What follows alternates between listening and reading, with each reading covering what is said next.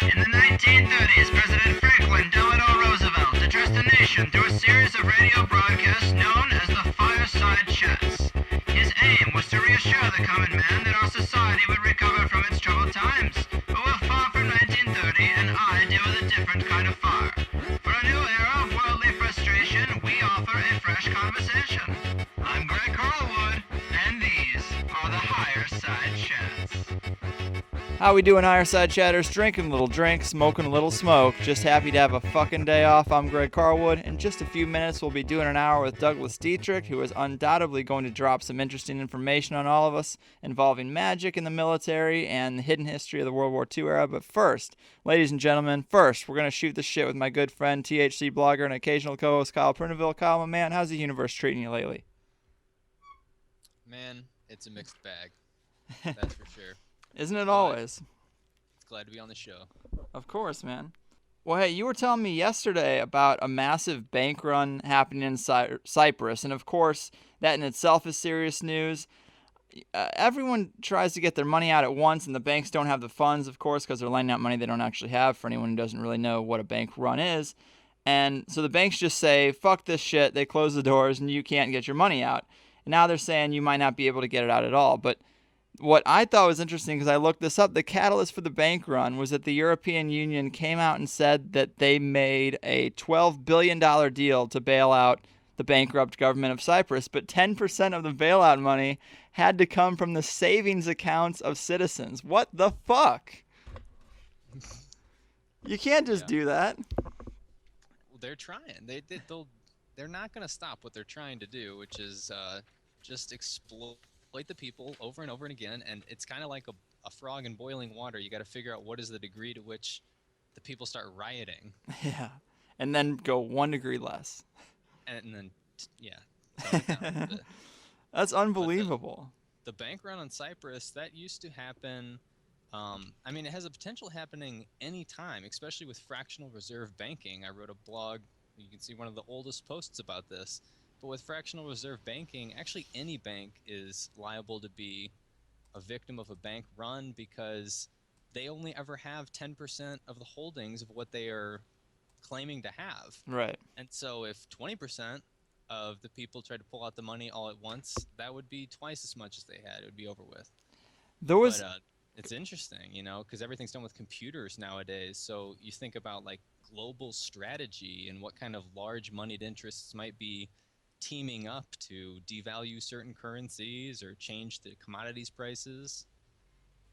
Yeah, it's funny about that. You learn that about banking. I watched a documentary. It's like a really long ass thing called The Money Masters, and it's really low production, but there's a lot of good information in it. And basically, his theory, if I remember correctly, is that the Rothschilds made their entire banking dynasty just on being bold enough to say, yeah, you can borrow that money when they had no money to be borrowed. And it's easy to visualize how it works today with computer screens. You just type it in. But I guess they just wrote a check. Some guy comes to, a government, let's say a king comes to Mayor Rothschild and is like, man, we need $5 million. And he's like, all right, well, here's a check for $5 million. You can pay me back with interest at, 10%, and we'll call it a day. And then, they've got this check, and they're like, oh, well, we've got the money. And then they go buy what they need to do, and then he's just charging them interest. And, he didn't ever really have the money. And he did this in such a bold and aggressive fashion that he's now the banking, Rothschild dynasty is all it is. All banking and central banking is based off that model of not really having what you're lending.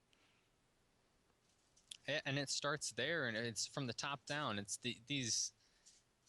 there's a difference between people who are poor debtors, meaning the poor who have no money and have to borrow credit in order to just eat and get by, and rich debtors who are millionaires. When it says like a millionaire bought this, retail chain, well, what that actually means is a millionaire negotiated with some bank some ridiculous loan amount, and the bank didn't have it either, and the bank's just loaning it from the Fed, and up it goes. And the Fed, they ultimately don't have it.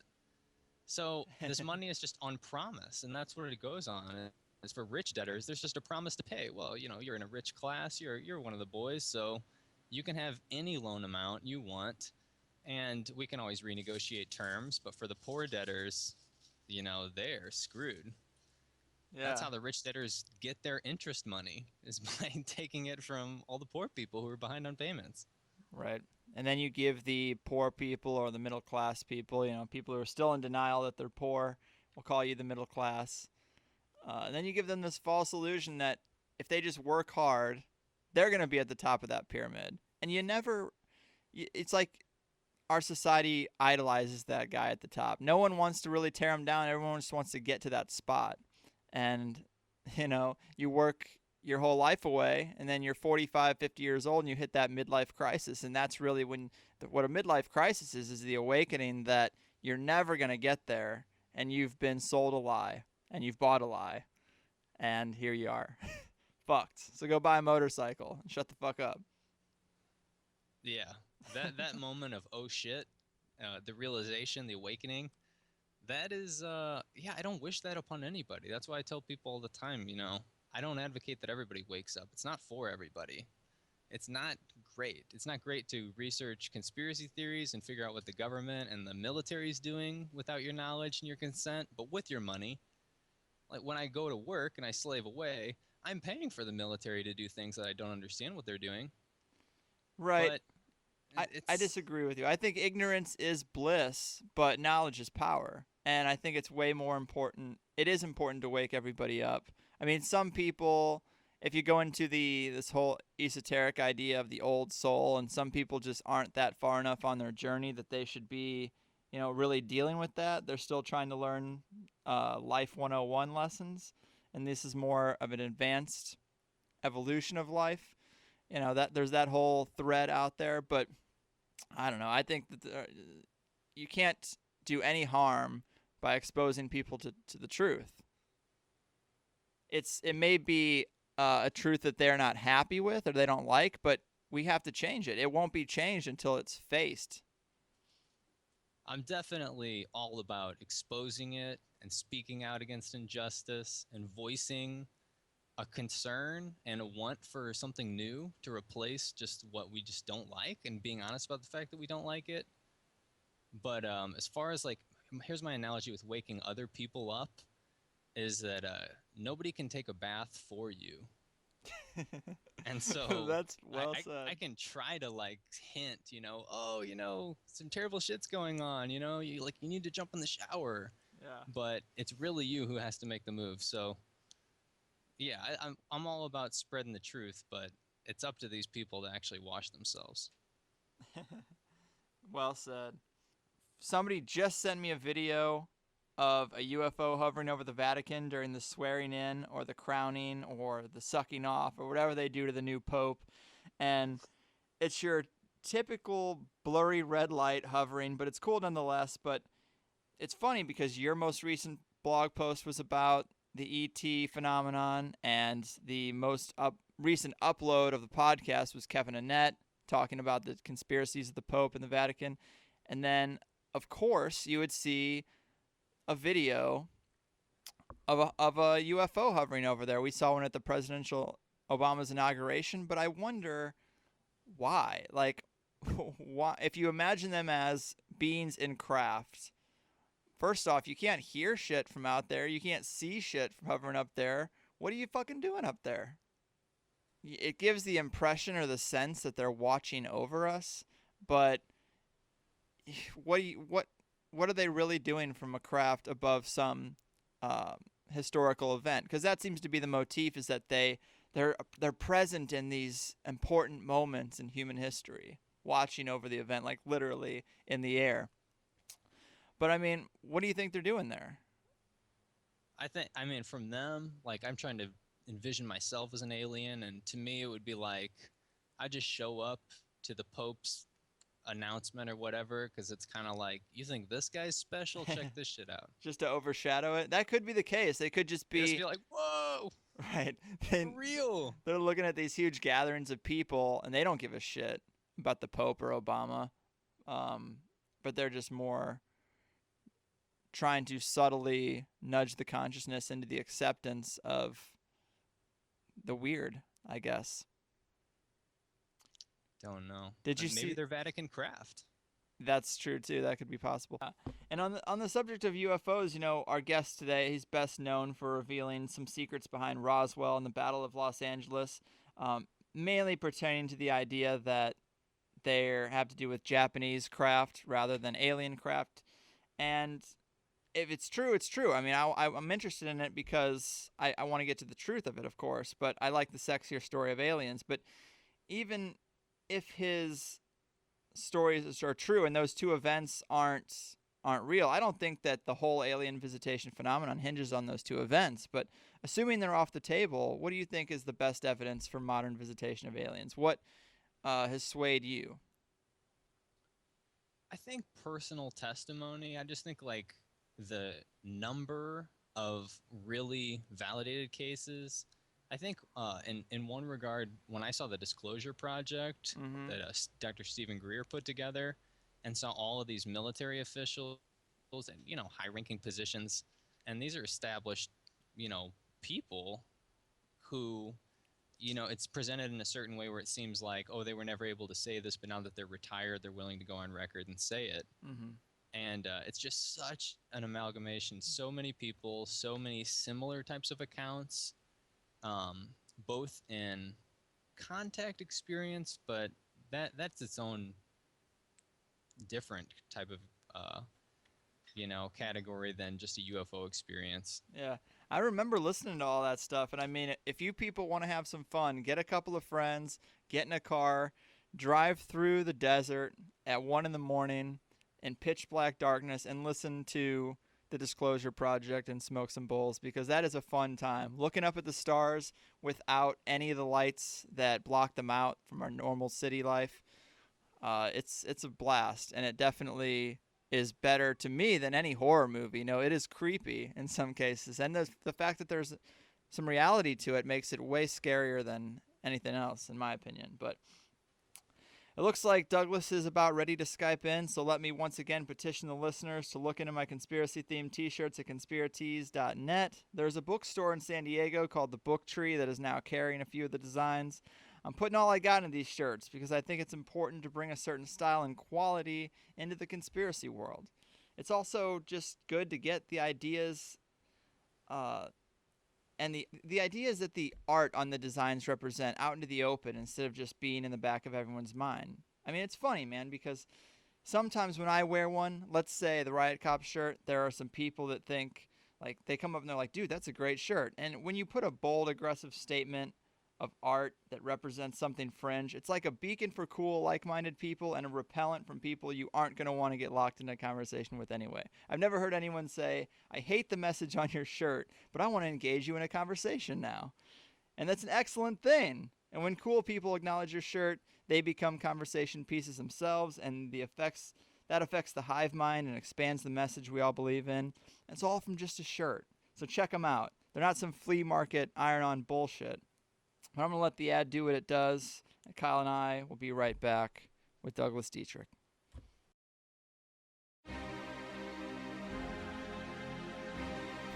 We're here because we don't buy into the bullshit of mainstream culture.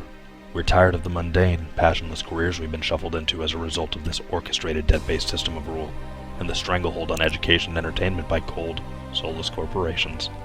People, yes, we are frustrated. Yes, we are tired. And we reject the pre-approved tranquilizers that are Monday Night Football and an ice-cold Budweiser. But we have to stop hiding. Stop hiding behind the headphones and the Cherry Popper 420 username. Let the world see that the resistance is strong and society is changing. There was a time to be anonymous, but that time has passed. And so the Higherside Chats would like to present Conspiratees as the dawning of this new paradigm in the uniform of the revolution. Because bold fashion should mean more than some celebrity meat dresser frat boy in a silly pink polo. Conspiratees redefines bold fashion as having the balls to reject socially uncomfortable and unpopular truths from your radiant chest. All fucking day. Conspiratees.net. Let them know that you know. Bold designs for troubled times. Hard truths. Soft talk. Folks, I think we've all seen enough evidence to know that there are hidden departments within government and military branches that operate independently and without oversight on programs and projects far outside of the mainstream from deep within their sphere of secrecy, and one can't help but think about the time and effort spent on ensuring complete privacy and systematic destruction of any evidence of these black ops programs. Think about a room deep in the bowels of a major military base where men in uniform routinely drop off mountains and mountains of top-secret, mind-blowing documents, while some guy spends his 9 to 5 shoveling these mountains of damning paperwork into a fiery incinerator never to be seen again. Now imagine if you could just sit down for an hour with a beer and a bowl and talk to that guy who had that job, and you'd be imagining the lives of Kyle and I right now. Douglas Dietrich's had a long career running the incinerator for the Department of Defense Library at San Francisco's Presidio Military Base and is here to share some of the information and experiences stemming from what might be the most exciting job imaginable. Douglas, thanks for being here. How are you, man? Fine, and thank you so much for having me. And I'd like to share with our listenership the fact that because of that job, which was hardly 9 to 5, it was very definitely a night job. The incinerator was run at night. Due to that, Fair point. and every career that I've had ever since, I am very much a creature of the night. Blood and oxygen hardly reaches my brain until 6 p.m., and I've had to caffeinate myself seriously in order to accommodate the more normal human schedule of Kyle and, of course, Mr. Carlwood. So very glad to be here, and hopefully I've got enough stimulants inside of me where I'm coherent. So thank you for your patience. Of course, man. I'm excited as hell to have you on the show today. I think we both know an hour isn't a whole lot of time for these topics, and I want to give you a chance to talk about some of the major themes you've developed since you've been speaking out, just to lay a base for the people. Then I want to branch out so you're not just answering the same old questions from interviews past. But let's start with the job. Can you describe it for people and then bring us up to some of the personal experiences you've had involving like Colonel Michael Aquino and Gary Handbright? Yes, most certainly. The job itself I got with it was already unusual, and this is something that I'm saying that has never been said on air before, but it has been certainly circulated amongst many of my former interviewers. My manageress and Carrie Lynn Cassidy, who of course has conducted interviews with me in the past and is very famous in the alternative information media community as kind of a vetter for people who are coming out with unusual information or whistleblowers. Basically, both of them were under the impression that I was selected at a very young age to basically be part of some kind of program, and the evidence is certainly there. The unusual manner in which I entered employment with the Department of Defense is something that I myself have always wondered about. And it was through an act of incredible violence. It was through an assassination in San Francisco, a double assassination. What had happened was James Dean White of the San Francisco Supervisorial Board basically pushed his way past a secretary who was known to be flirting or somehow involved romantically with the mayor of San Francisco, George Moscone. And he went into the office and shot Mayor Moscone to death, and he shot the gay supervisor, Harvey Milk. And Harvey Milk was, of course, known as the mayor of Castro Street. He was a gay rights advocate. He was the supervisor who had replaced James White. And when James White killed both of them, then Mayor Dianne Feinstein, at that time not a mayor, seceded to the mayoralty. So she seceded to the mayoralty under the most violent, unusual of circumstances, and without being voted in. And what happened was, and of course now she's a senator, impacting us with gun control legislation and whatever else agenda that she has. Now, the secretary was fired by her because she was known to be a lapsed secretary, and Dianne Feinstein apparently felt no need for a woman who had provided services to the former mayor, and she wound up being a receptionist at John O'Connell Vocational Institute, where Gary Willard Handbright was an instructor. And this woman, basically, because of the rep that she had, couldn't get a job in City Hall because of the politics. City Hall had very vicious politics. The weak go to the wall. No one else was going to employ within City Hall of San Francisco the mayor's former lab secretary. So she wound up at John O'Connell, and she was of Albanian descent, Shqiptari, and she spoke, of course, the Illyrian language and of Albanian, and the U.S. government had her employed doing propaganda broadcasts behind the Iron Curtain into the communist nation of the dictator Enver Hoxha in the Albanian language through Radio Free Europe. So she had all of these Department of Defense connections. And to add to the bizarre nature of this assassination, Dan White, the man who assassinated these two people, never spent a day in prison. He was put on trial and declared innocent in what became known as the infamous Twinkie defense. They said he had eaten too many Twinkies, was on a sugar jag, and couldn't control himself because he was overstimulated and killed the mayor and the gay rights advocate supervisor who had replaced him. Wow. So he went home, lived out his life for the next 7 years, and then killed himself when people started interviewing him. So that was an absolutely bizarre, almost like an MK Ultra programmed response right there.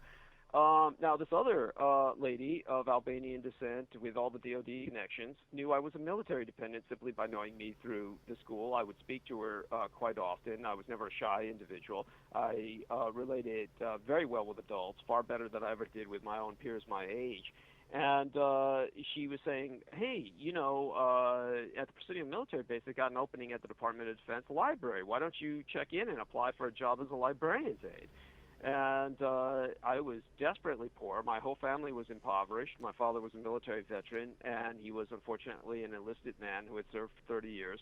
And his government, of course, had retired him with nothing, absolutely nothing. He had been wounded in several wars, but there was no disability because the Navy had no medical doctors on ships. What they had were pharmacist aides, and when they mustered people out, people who were literally what we would consider in the civilian world pharmaceutical technicians, or their assistants, and in this case it was literally a Filipino, what they would call a ward, who didn't speak much English at all. He spoke Tagalog, basically mustered my dad out with quote-unquote no injuries, so we had no disability. We had only half of what he earned in the Navy, so our entire family was scraping by with nothing. So I was desperate, and I asked for employment as a librarian's aide at the Department of Defense Library, at the main post library at El Presidio Rio de San Francisco.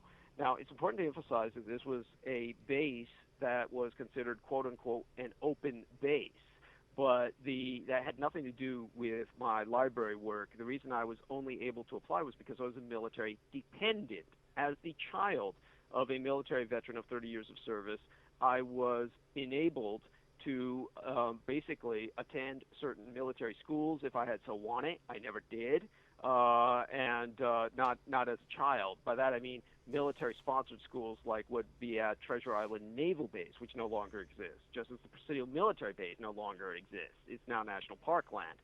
But what happened was at the Presidio Military Base, if you're a military dependent, like I was, you have open access to the base, any areas that are not restricted. As a military dependent with a military dependence ID, I could go to any open base in the United States that was military.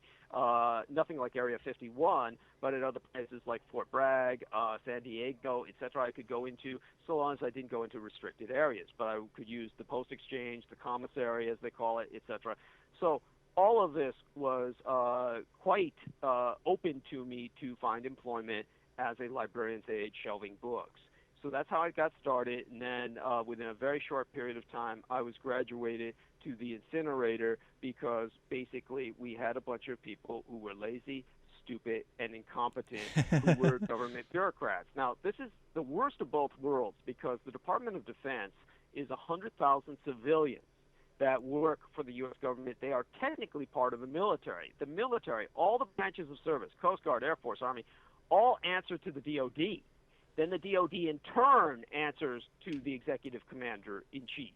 So that's the way it works. So the military has a civilian command overlay, which is not in uniform and which does not obey any military regulations.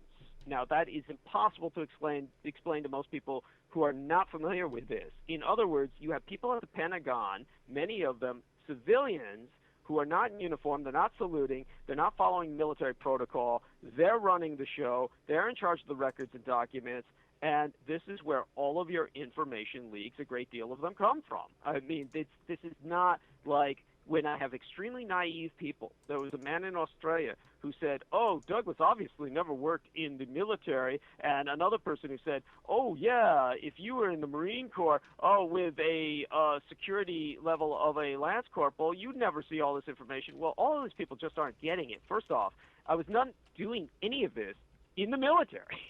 This wasn't like Private Bradley Manning. And to put him into perspective, since I was in the Marine Corps, Bradley Manning was gay. And he's very open about that. That was part of the motivation he had for releasing what he did. Really? Bradley Manning was, like many people in the military, gay but unable to speak about it. He was promised by his commanding officers that President Obama, or executive office holder Obama, since he's not legally president, since he's probably not a citizen, but at any rate, the commander-in-chief, they said, was going to do away with Don't Ask, Don't Tell. And in the meantime, Bradley Manning in Afghanistan was essentially kind of like what we would call a prison bitch. He was basically being swapped from various officers who were pillow talking to him about various secrets.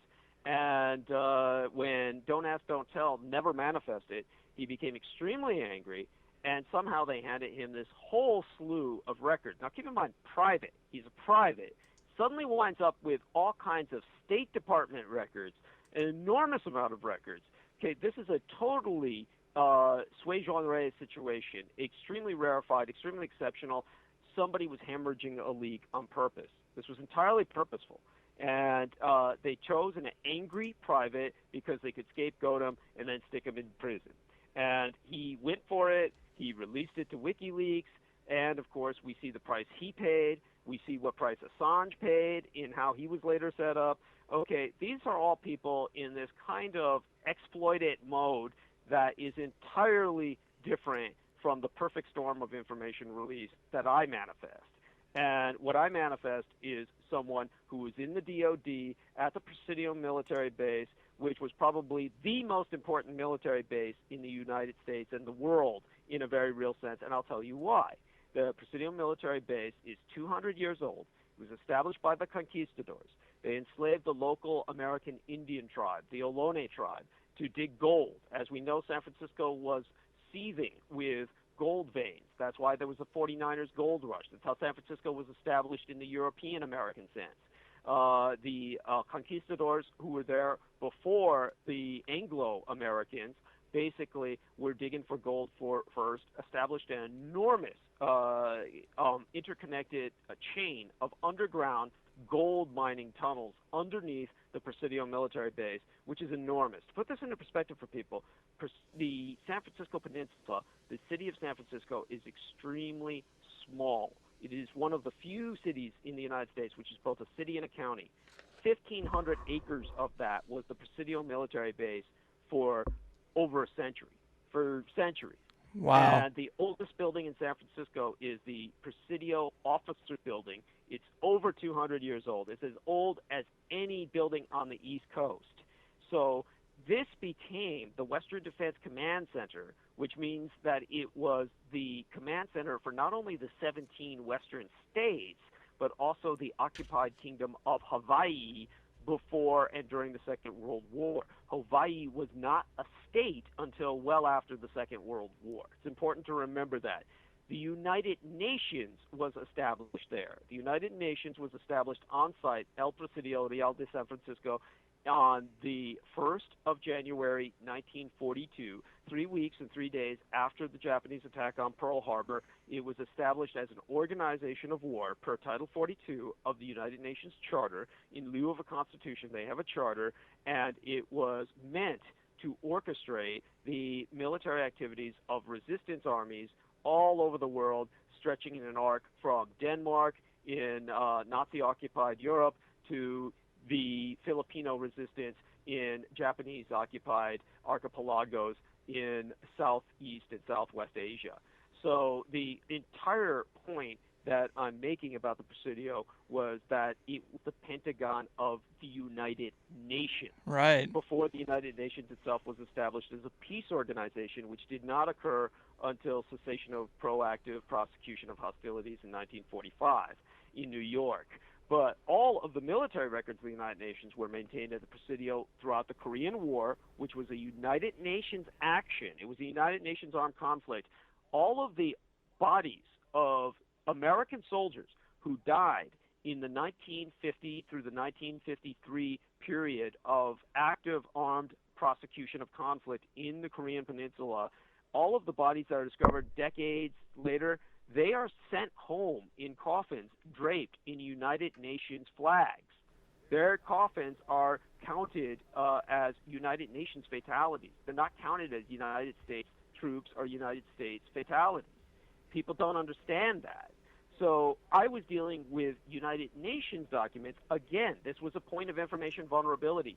The United Nations, if you think the DOD is bad with a bunch of civilians who are basically watching over each other, the United Nations is so corrupt, it borders on insanity.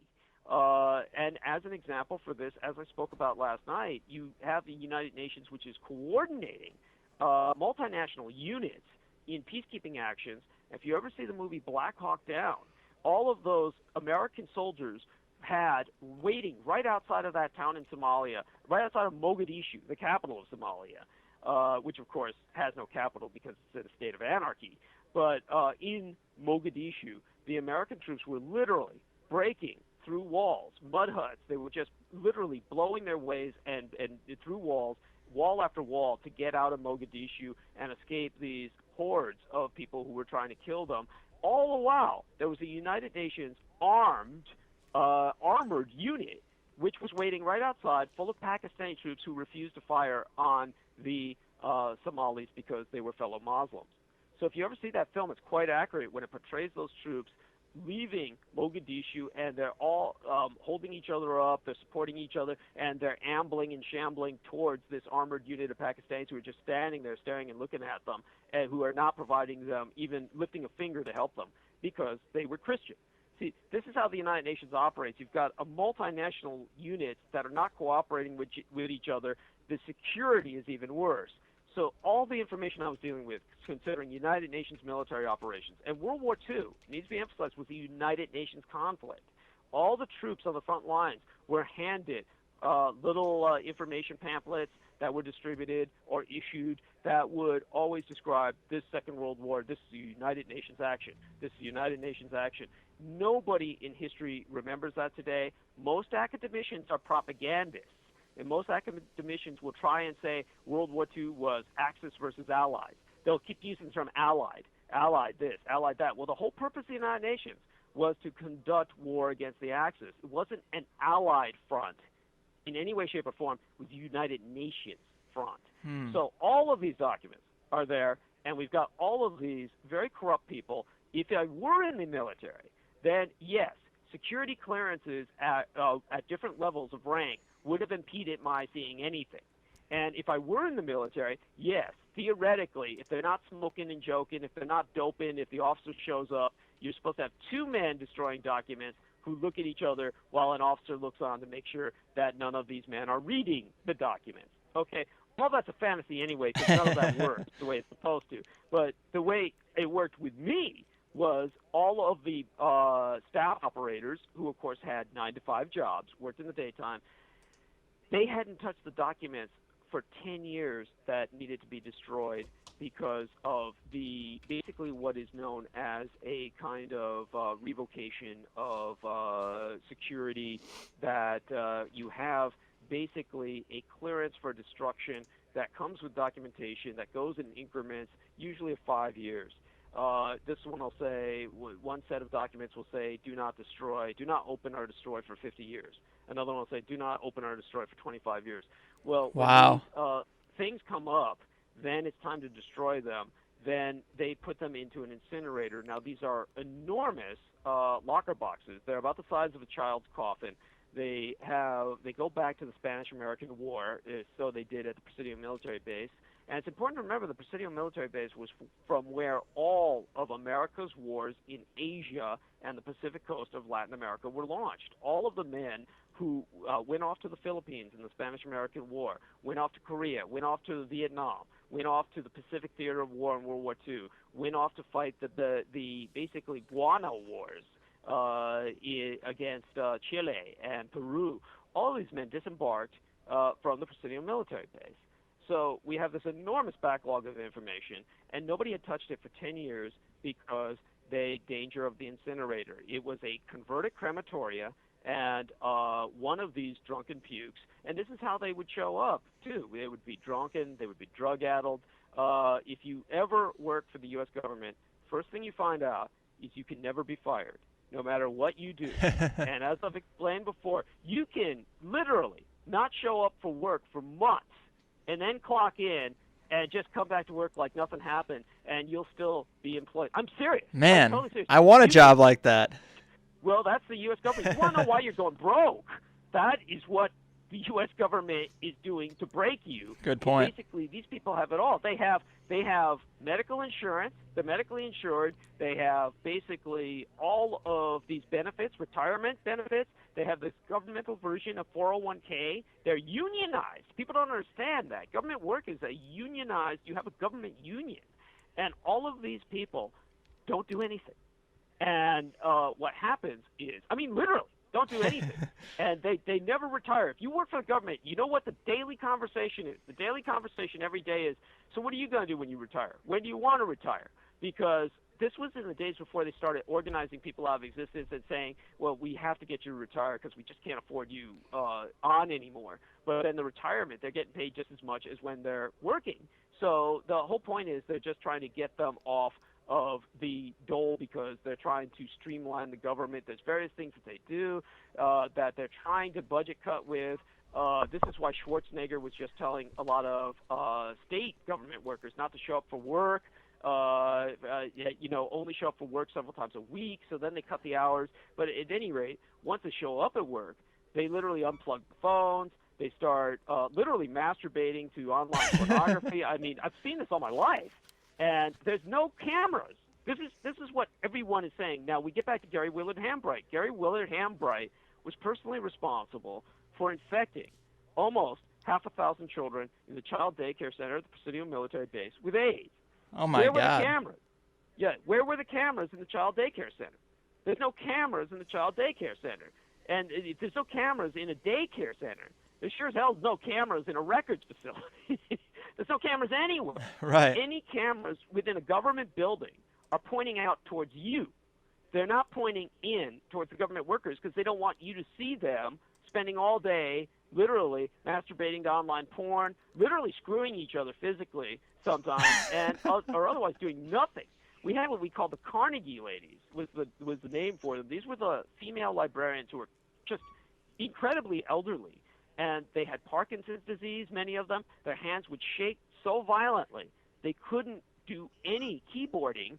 And we didn't have computers, by the way, in those days. They brought in computers as an experiment, and then they took them away. So all the while until Presidio military base closed in 1995, the library closed in 1992, there was only a brief period of time we had computers in the library. So they were supposed to type. They were supposed to be the secretaries. They couldn't type because of their Parkinson's disease. So as a result, they didn't do anything. And they just sat there every day. This is what I'm talking about. And other guys would show up to work pig-faced drunk. We had one dude, and he would just lie down on the couch and sleep all day. See, as a librarian's aide, I got all scut work, and I was doing everything nobody else was doing. One of them was documents destruction. One of these guys had showed up so drunk to work, so saturated in alcohol, he bodily fell into the incinerator 10 years before I showed up and burned alive. Wow. And as a result, no one went near the incinerator for 10 years. So we had a backup of 10 years of documentation inside of locker boxes with metal edges so that they wouldn't break open if they fell off of a train in motion. This is how old some of these boxes were. They were meant for train transport. Then my job was to open them, collate the documents, make sure they were the correct ones slated for destruction, then throw them in the incinerator. That is how I exposed all of them. Now, no one was overseeing me because the incinerator had to be run at night. And because the incinerator was run at night, The reason for that, by the way, was because it made the entire library just sweltering hot. It made the library unbearably hot, and that would have been, of course, not conducive to the clientele who were using the library in the daytime, especially when the sun was out. So nobody was using the incinerator at the daytime. So my job was a night job. I was working alone, incinerating the documents. Now, my high school teacher at John O'Connell Vocational Institute, which no longer exists in the form that it existed in. The John O'Connell Vocational Institute was not a normal high school. It was known as San Quentin Prep. It was a shop school. It was meant to teach you a vocation. My vocation that I was learning was commercial art and illustration. Now, I went to high school or vocational school early because I took basically I took a GED to get out of high school early because of all of the conditions which I've just described, the gang activities, the fact it was San Quentin Prep, every shop was like a prison shop.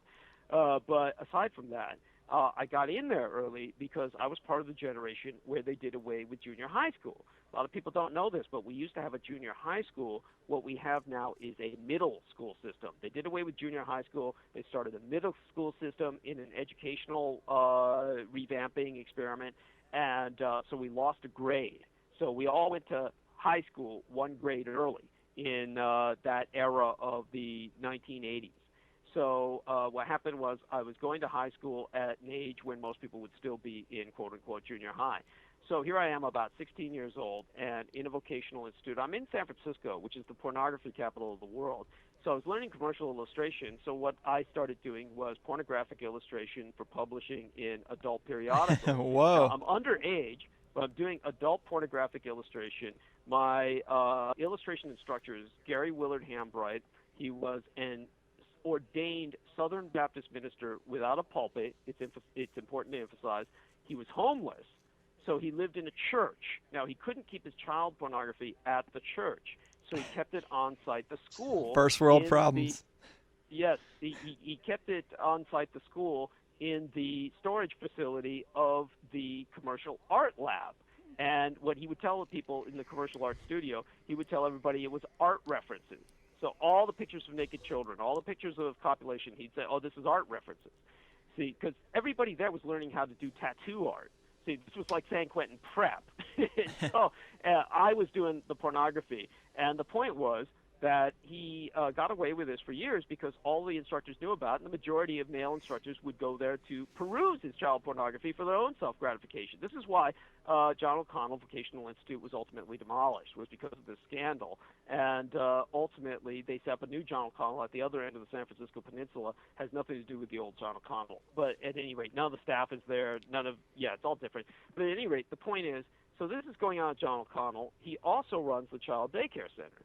So when he was running the Child Daycare Center, we also had the issue of Lieutenant Colonel Michael Aquino. And one of my responsibilities as a scut jobber, as the person who was assigned to do everything as a gopher, basically they said, we're going to assign you under orders to do liaison work for Colonel Michael Aquino because he has desperate need of the services of the facility of the library at all hours.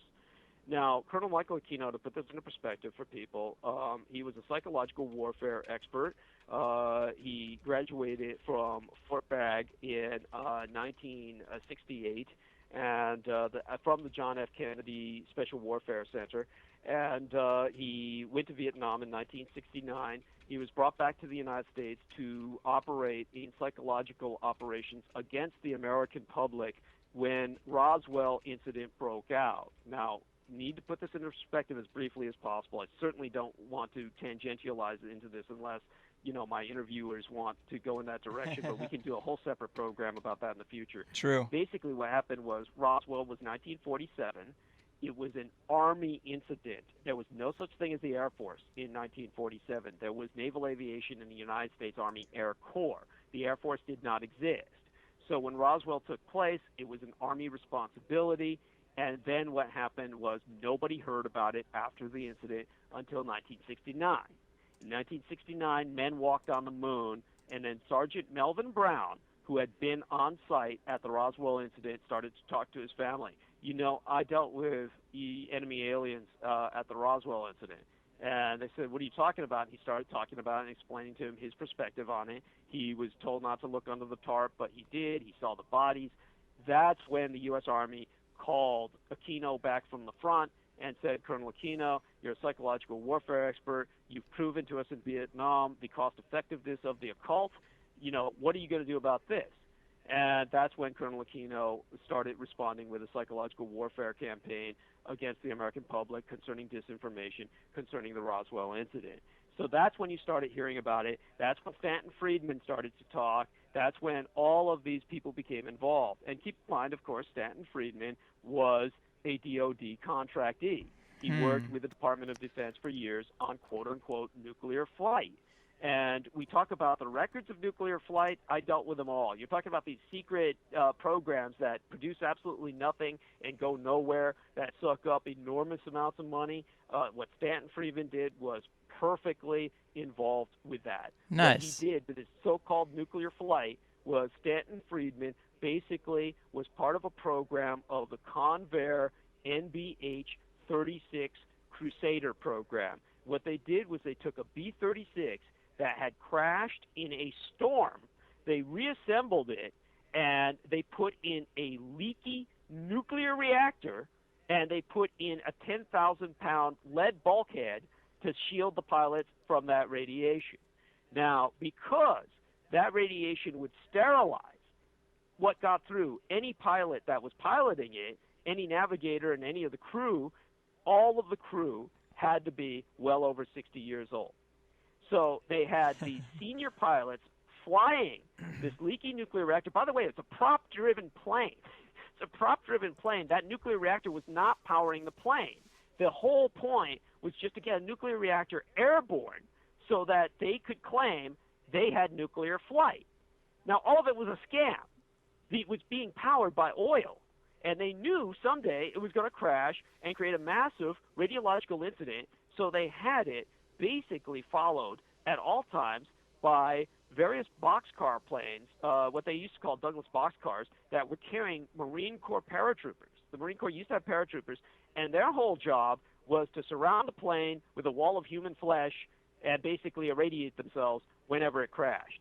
Now, There were several times, it had a red line direct to the White House. There were several times that red line was used when there was smoke or fires that started in the back with that nuclear reactor that they had airborne.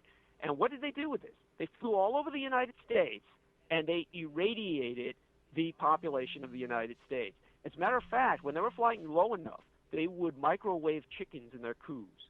I'm not kidding. And they had a nickname for the program, SLAM, slow, low, and messy. They irradiated so much of the continental United States that Stanton Friedman moved to Canada. He lives in Canada, and he's got Canadian citizenship. He won't even live here because of all the radiation that was leaked. Stanton Friedman's great. We have had him on the show talking about the same stuff. It's good that you can corroborate some of these claims that he makes. Yeah, absolutely. Absolutely. And so he was a government employee then. He's a government employee now. He was part of the Aquino program, talking about Roswell. That's the whole point of what I'm bringing up. That puts it in a perspective that needs to be seen. But at any rate, so Colonel Aquino, the reason that he needed the library was Colonel Aquino had, of course, high-level security clearances. Colonel Aquino ultimately became a commanding officer at the colonel level, a commanding officer of psychological warfare forces. He was on second mint in NATO, the North Atlantic Treaty Organization, so he had an international security clearance. That's important to emphasize. He was also a member of the World Affairs Council, again, an international security clearance. So this is far upgraded from a national security clearance. And what happened was he took advantage of this to use the OCLC, the Online Cataloging and Library Cooperation Program. Now, as I've said, we didn't have computers other than for a very short period of time, but other libraries did, especially academic libraries.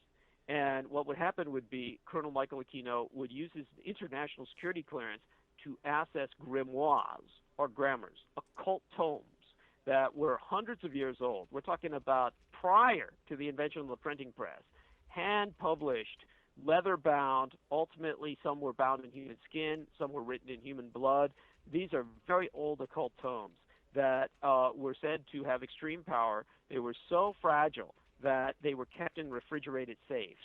And not even academic professors, archaeologists were allowed to look at them if possible, because what they were intending to do was ultimately to try and photograph each page and then basically put them on some kind of microfiche, which was the dead-end technology of the day, so that people could access the contents indirectly, because opening the books themselves would do irreparable damage to the books. Just opening a page, the page would probably disintegrate. Really? The vast majority of them. Yes, we're talking about books that are pre-Gutenberg, pre-printing press. And so these books were basically something that Colonel Aquino could get a hold of because he claimed it was a matter of national and international security. So because he claimed that, all of these academies in the British Commonwealth of Nations or the United States were forced to surrender these books to him, at least transitionally on loan. They were delivered like fine china or porcelain by a courier, which would bring them to the library, and because, per force, they could not leave the library, he conducted his occult rituals on site within the library itself. So when I'm destroying all of these documents, putting them in the incinerator, that was great for him because he felt it made the library basically have the ambient temperature and the ambiance of hell itself. So because it was so tropically hot in the library, he and his cultists would basically hold their occult rituals in the library at night while I'm burning books in the incinerator. Wow. So he had various covens. I never once saw a member of his occult community that was beneath the rank of major. So the Army was seething with Satanism, and he was ultimately, of course, recognized, actually at a very early stage, at the time that he was in Vietnam, and proved the occult was cost-effective. I've spoken of this before, but I'll review it briefly. The Army was experimenting with sound warfare, or sonic warfare against the enemy. They were trying to disorient the Viet Cong, or North Vietnamese Army units, with sound disorientation. They were using helicopters with very large stereo speakers to broadcast demonic screams that would terrify the enemy or confuse them. Holy shit. And these helicopters were shot down quite frequently. The helicopters, it was a rule of thumb amongst the Viet Cong, quite literally, that if you held your thumb up in the air and a helicopter was bigger than your thumb, you could hit it with a rocket-propelled grenade. Now, keep in mind, your average Vietnamese individual is only about 5 foot tall, so their thumb is a lot smaller than an American thumb. And when they're holding their thumb up in the air and the helicopter's bigger, that means the helicopter's very close indeed, and they could usually take it out with an RPG. So that's what they did.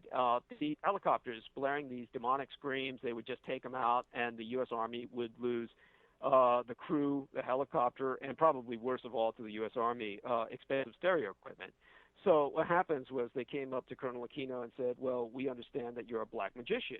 And to put this into perspective, Colonel Michael Aquino had converted to Satanism before he entered the Army. He had entered the First Church of Satan under Magus Anton Zandor LaVey in around 1967 and converted to Satanism, so he was a full-blown Satanist when he entered the U.S. military.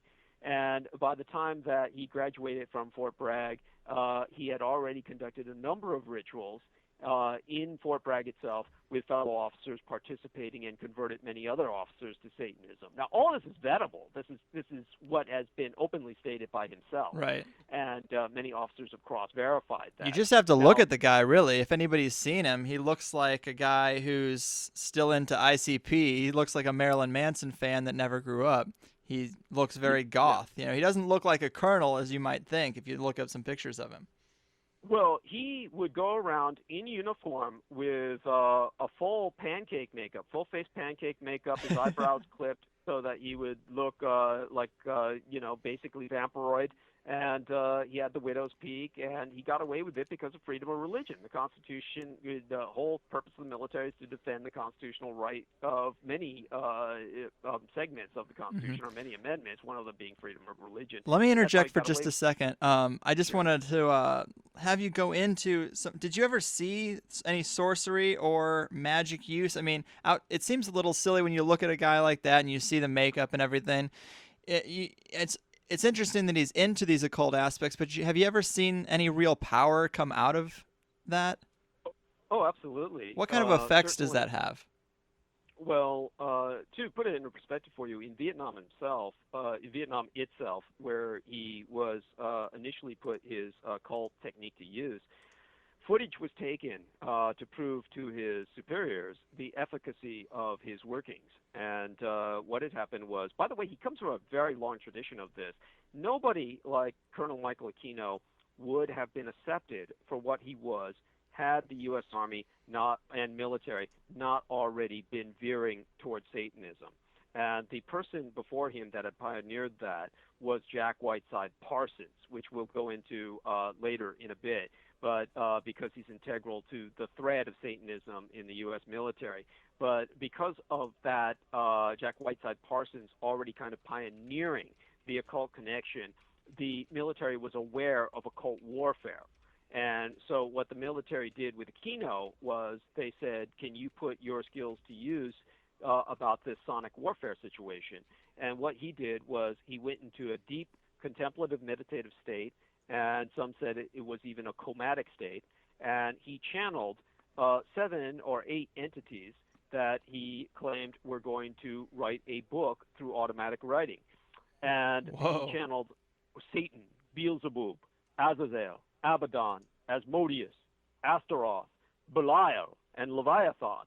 And once he consulted with them through automatic writing in a trance that was filmed, he basically wrote out quatrains like Nostradamus, poetic prose statements. And what he did was he basically wrote the Diabolicon. And the Diabolicon was something that he used as a grimoire, which was directly channeled unto him by powers from beyond. And he was able to call forth demonic screams out of thin air. Now, all of this was filmed on the battlefront in Vietnam, where I was witness to footage of Vietnamese soldiers being literally knocked off their feet by a wall of sound. Wow. And it was coming out of nowhere. The North Vietnamese command took his Diabolicon so seriously that they made it the objective of enemy attack. It was a military objective. So the 2 handwritten copies that I had to take care of at the Presidio Military Base Library, I was responsible for their care provision, so to speak, making sure they were in refrigerated safes. The 2 copies were both bullet-ridden and fire damaged. So that is how seriously it was taken by the communists, who are atheists. And basically, by proving to the military that the occult was cost-effective, that he could do without a penny what they were spending hundreds of thousands of dollars on with stereo equipment, crews, and helicopters, they made him the official satanic chaplain of the U.S. Army. And to vet what I'm saying, to prove what I'm saying, in retirement, when he was retired, they contracted him to write the chaplain's handbook. And the chaplain's handbook, I've taken the contents of it and I've posted it several times on my Facebook timeline. People can consult that by scrolling down my timeline, looking through the various months. I might post it up again. I post it up periodically. Eventually, I'll have to have a blog spot where a lot of this information is permanently accessible. Mm-hmm. But the point is that they didn't consult a rabbi. They didn't consult a Catholic father. They didn't consult a deacon. They didn't consult a priest or a pastor. They consulted a Satanist to write the chaplain's handbook. This tells you where the Army is coming from. The reason they contracted him was because they wanted to make sure that every other faith in the military respected the satanic faith. So the orders in the chaplain's handbook are about the use of magic in warfare, the purpose of Satanism when they're doing their work. So I hope that puts it in some perspective for you. Definitely. People say, how can this happen? To put it into perspective for the listenership, the entire United States military is extremely small. Not at all what people think. Not like it was in Vietnam. Now, when Aquino was active in combat during the Vietnam War era, we had a 1 million-man army in country in Vietnam. And the U.S. military-industrial complex was enormous. The military-industrial complex has stayed enormous in terms of budget, but its personnel has shrunk tremendously with the cessation of the draft. So with the cessation of the draft, they only get volunteers, and almost no one volunteers. So when you put together the 100,000 bureaucrats of the Department of Defense, with all the Army, Navy, Coast Guard, Marine Corps, National Guard, and Reserves combined, you get about 2.5 million people, and that's going to shrink by almost 500,000 due to sequestration. And do you know what that is?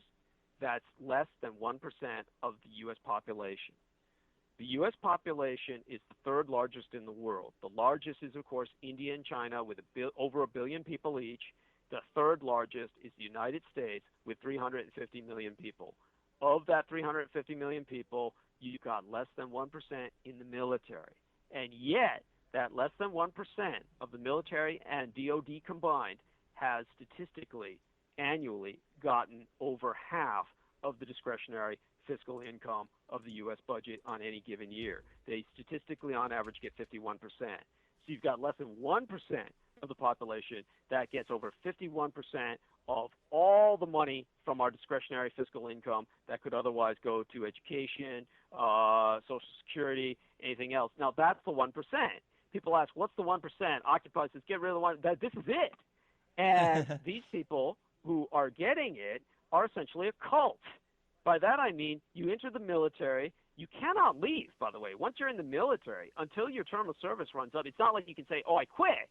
It's like that's what happened with Bradley Manning. Bradley Manning, that private in the Marine Corps who's being used as a prison bitch and kind of, blow in and screw in all of these officers who are pillow talking to him and ultimately gets exploited to hemorrhage a controlled leak.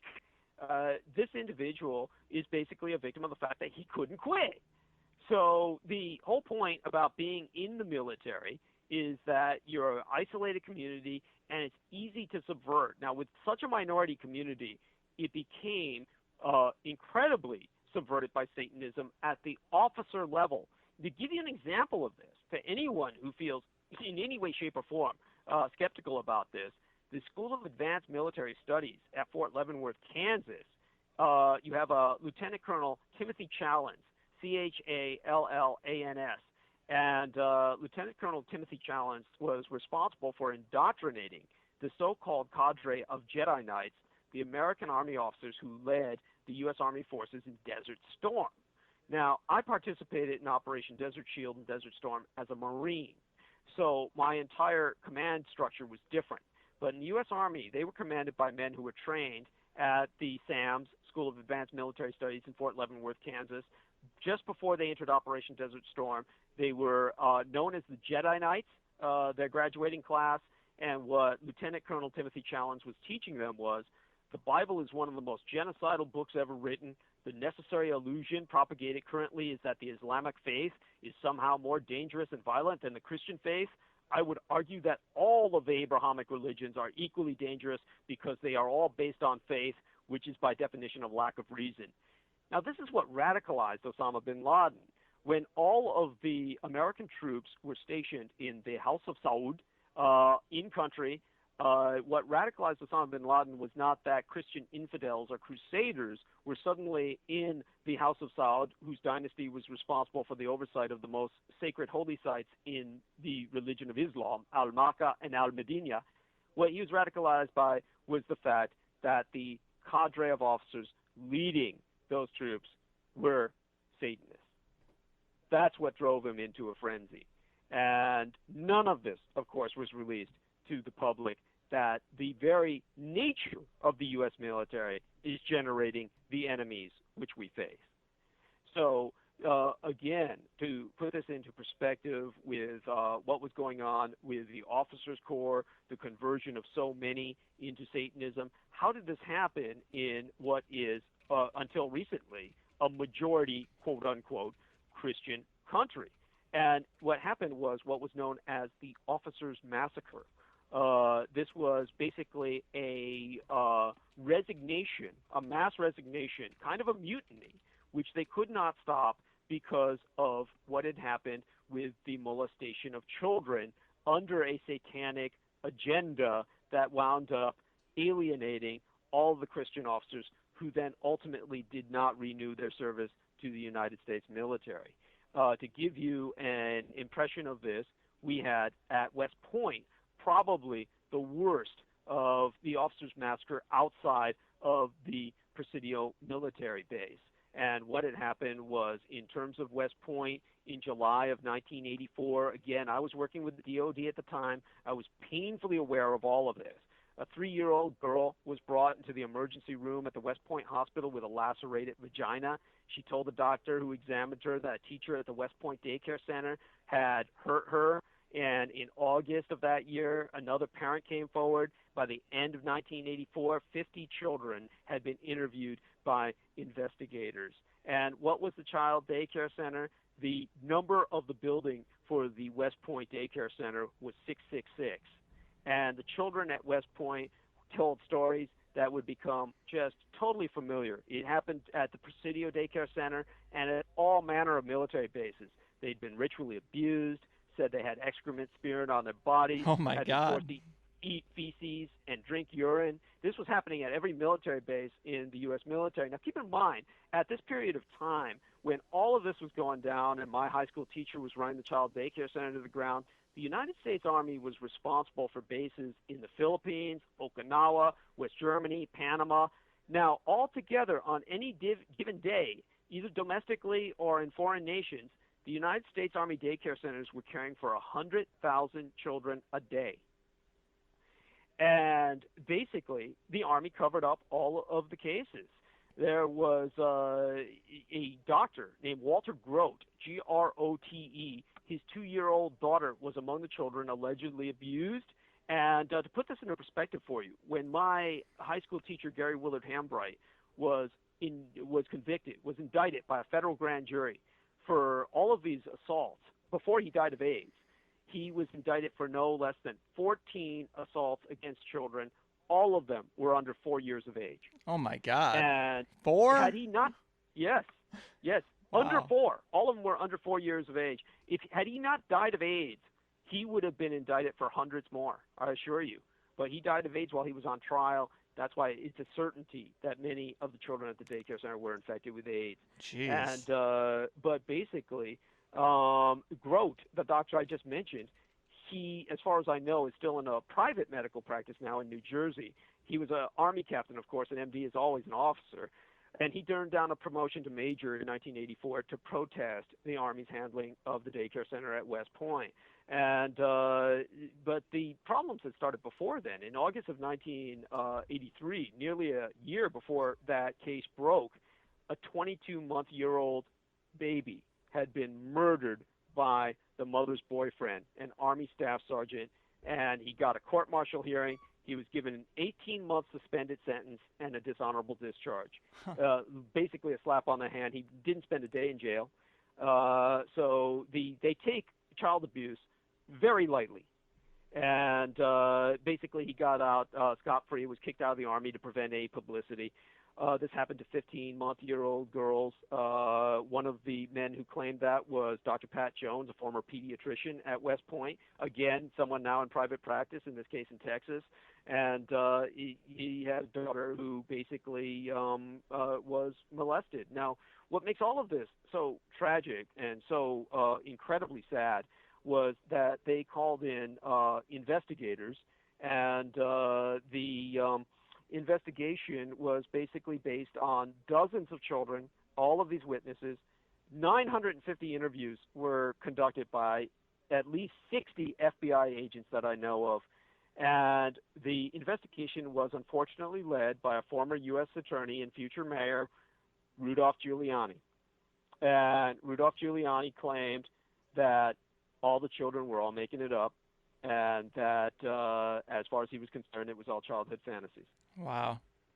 So Douglas, could you explain for us, I mean, for people who may not be familiar with this topic, what the connection is between ritualistic child abuse and trauma-based mind control, and kind of like where did that even start? Well, that's an interesting point. Let me give you an example. When you see the movie Black Hawk Down, which we've just spoken about, there is, of course, the hero of the film. His name is Danny Grimes. He's a U.S. Army Ranger sergeant. And, of course, we know Black Hawk Down was based on a true story, the Mogadishu massacre of U.S. Army Rangers. Now, the hero of that film, Danny Grimes, is played by this Scottish heartthrob, and they changed his name to Danny Grimes as a character in the film because the real character that he's based off of, Ranger Master Sergeant John Stebbins, was a child molester. And Ranger Army John Stebbins was turned in by his wife for abducting kids, keeping them in his basement, feeding them out of dog food bowls, and chaining them to the wall and raping them every day. Now, he did all this after he was retired. Now, he's spending the rest of his life in a military brig, Fort Leavenworth, and one has to ask, what's he doing in a military brig? Because since he conducted all of these attacks, these assaults on children, these abductions, these molestations, after his retirement, he should be in any regular civilian jail with any other baby rape and SOB. But he's in a military brig. Well, what this tells you is that he was under military control at the time the crimes were committed. In other words, he was raping all of these children under orders. Okay, you don't wind up in a military brig. You can't wind up in a military brig unless you're under military control. End of story. Yeah. So in terms of why is he doing this under orders? And that's because he creates traumatized children. Now, this is all part of a program that is known as a super soldier program only in terms of popular vernacular. It is a horrible term. It misconstrues the reality of the situation because, of course, we think bigger and badder, and we think of them genetically creating... like Jason Bourne or something. Yes, that's right. And the reality is what they are doing is they take adoptees, orphans. These are taken out of foster families that are raping them, abusing them. They have no legitimate bloodline to complain to, nobody to represent them. They're often brought into mass orphanages where they're abused by staff intentionally. And you talk to many of them, they have memories of being consistently brought to areas where men in uniform are interrogating them, whipping them, electronically electrocuting them. Anyhow, they ultimately raise these children to bond with animals. They'll take them to bond with animals at animal shelters, have them adopt puppies and kittens, and after they feed and bond with these animals and puppies and kittens and raise them for a period of several months, they'll order them to kill them or torture them into killing them, threaten them with their own lives. They will die if they don't kill the animal. Wow. This creates a traumatic split in the mind that ultimately breaks the person into several multiple split personalities. Then they will ultimately have them pair up with children who they will kind of have as an adopted sister or brother, bond with them, and then one of them will be ordered to kill the other, whichever one is not performing better. God. And ultimately they become extremely split, very bifurcated.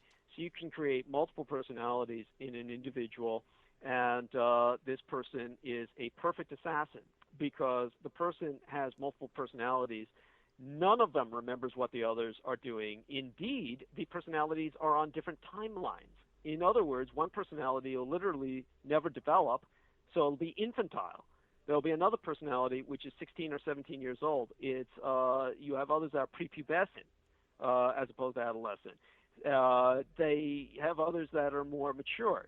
Now, the whole point is all of these bifurcated personalities on different timelines are perfect for the assassin because if they're captured by an enemy intelligence unit or a domestic rival intelligence unit, the government is not a united house. It is a house divided. If they're captured by local constabulary or local police, no matter how much interrogation or torture they undergo, they cannot recall what they did because literally another personality did it. And unless you know the code words, the trigger phrases to bring that personality out, no one can bring the information out of them. Now, this is going to sound extremely strange, but an excellent analogy for this visually would be the Madonna video, Die Another Day, where she actually portrays a super soldier type assassin under interrogation. And in her mind, while they're torturing her, she has two separate personalities that are conflicting with each other until one kills the other. Now, the ending of it is fairly surrealistic and fairly mystical because Madonna is, of course, into the mystique of Kabbalism and kind of uses that to turn the video towards her own creative ends. So she uses her own vision to take it out of the realm of which I just spoke, which is a very practical, very hardcore psychological block that's created to prevent these assassins from talking under interrogation. But one of the things that manifests in the video is spontaneous bleeding. In her mind, while the two separate personalities are battling each other to prevent her opening up to her interrogators, as they're cutting each other, open cuts appear on her body physically. That is how intense the psychological effect of these personalities actually is on these genuine MK Ultra products. Okay, now why are they doing this? Why are they creating these twisted child assassins? How do you think less than 1% of the population gets over 51% of the discretionary income every year? It is because all of the politicians are in hock to the military, because many of them are sleeping with these products of that program. These children are basically queer whores. The overwhelming majority of them are boys. That is the term that is used in the document. I've never heard that term. Yeah, that's the term that's used in the documents I was dealing with. They are girls. There are girls, but the overwhelming majority of them are boys. They are taken to politicians who become compromised. And these children, of course, sleeping with these politicians, get to know their state, whatever New York skyrise apartment complex they're living in, whatever outdoors dude ranch that they're vacationing in, whatever kind of normal grounded estate with trimmed lawns that they are living in. These children get to know all the nooks and crannies, and if they have to, they can come back, if they're trigger-coated, and kill that politician. And the whole point is, at that point, they're usually given the command to kill themselves. Now, nothing would ruin a politician more in terms of his family's ability to get into politics. Keep in mind, all politicians are dynastic. Any politician has a child who becomes a politician. Now, nothing would destroy their entire bloodline's ability to politically operate than them being found dead in a murder-suicide with a young gay lover. So that is what they hold over, basically, pretty much your entire administrative body in the United States. And what happens is, if they don't turn over all that money to the military every year, then what I just described will take place. Now, in the interim, many of these assassins are used all across the United States against whistleblowers, against various other people who they feel are a threat. They leave a trail of bodies all over North America, and they can't remember any of it. Wow. So that is, hopefully that puts that into some perspective. Yeah. You briefly mentioned the Madonna video, and I'm really interested in the links there between Hollywood and the symbolic representation of these types of programs. It seems to happen in Britney Spears videos. It seems to happen in Lil Wayne videos. Do you know much about the connection there? Can you elaborate on that at all? Well, Hollywood is very adjunct to the military. To put this into perspective for you and remind me, I will speak to about Lady Gaga concerning this. As a matter of fact, let me address that first, Sure. and then get back to movies like Independence Day and the Battle of Los Angeles, which is so important as part of this connection between the military and Hollywood. The Lady Gaga video, Bad Romance, when it first came out, I really didn't see it until maybe a year or two after she had released that song. And then when I was looking at it, was just when I was becoming acquainted with computer technology, believe it or not, on a practical level. And I found myself replaying that video again and again and again and again and again. And I couldn't understand why. I said, what is this that is locking me on the video? There was something to it that was just mesmerizing to me.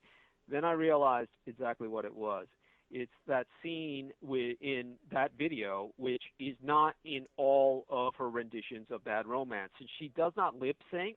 Every song that she does, every song she delivers or performs is different from the last. Each one is slightly different.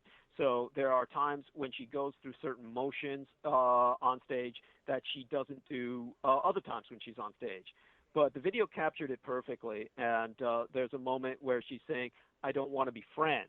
And she's clawing in the air. And she's repeating that multiple times, clawing and kicking, and realized that is exactly what I had witnessed with a ritual abuse victim at the Presidio military base.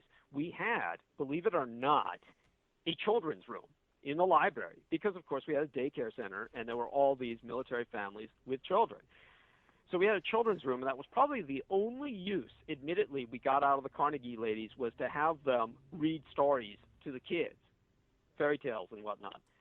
Now, at one point, there was one of these girls, and many strange incidents were ongoing, but one that really stood out was one of these young ladies who, like, again, had to be 4 or 5 years old. She was in the children's room, and she refused to leave. And they sent me in there as a librarian's aide, the Carnegie ladies who were too weak or frail to pick her up.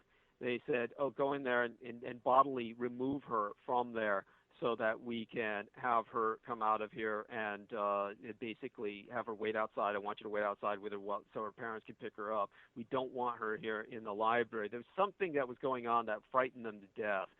So I basically went in there and I, of course, bodily picked her up, and all the while she was kicking and clawing and scratching at me. I don't want to be friends. I don't want to be friends. I don't want to be friends. And that, by the way, is a key child molester's term. Every time child molesters approach children, it's always, let's be friends. See, that's where that came from.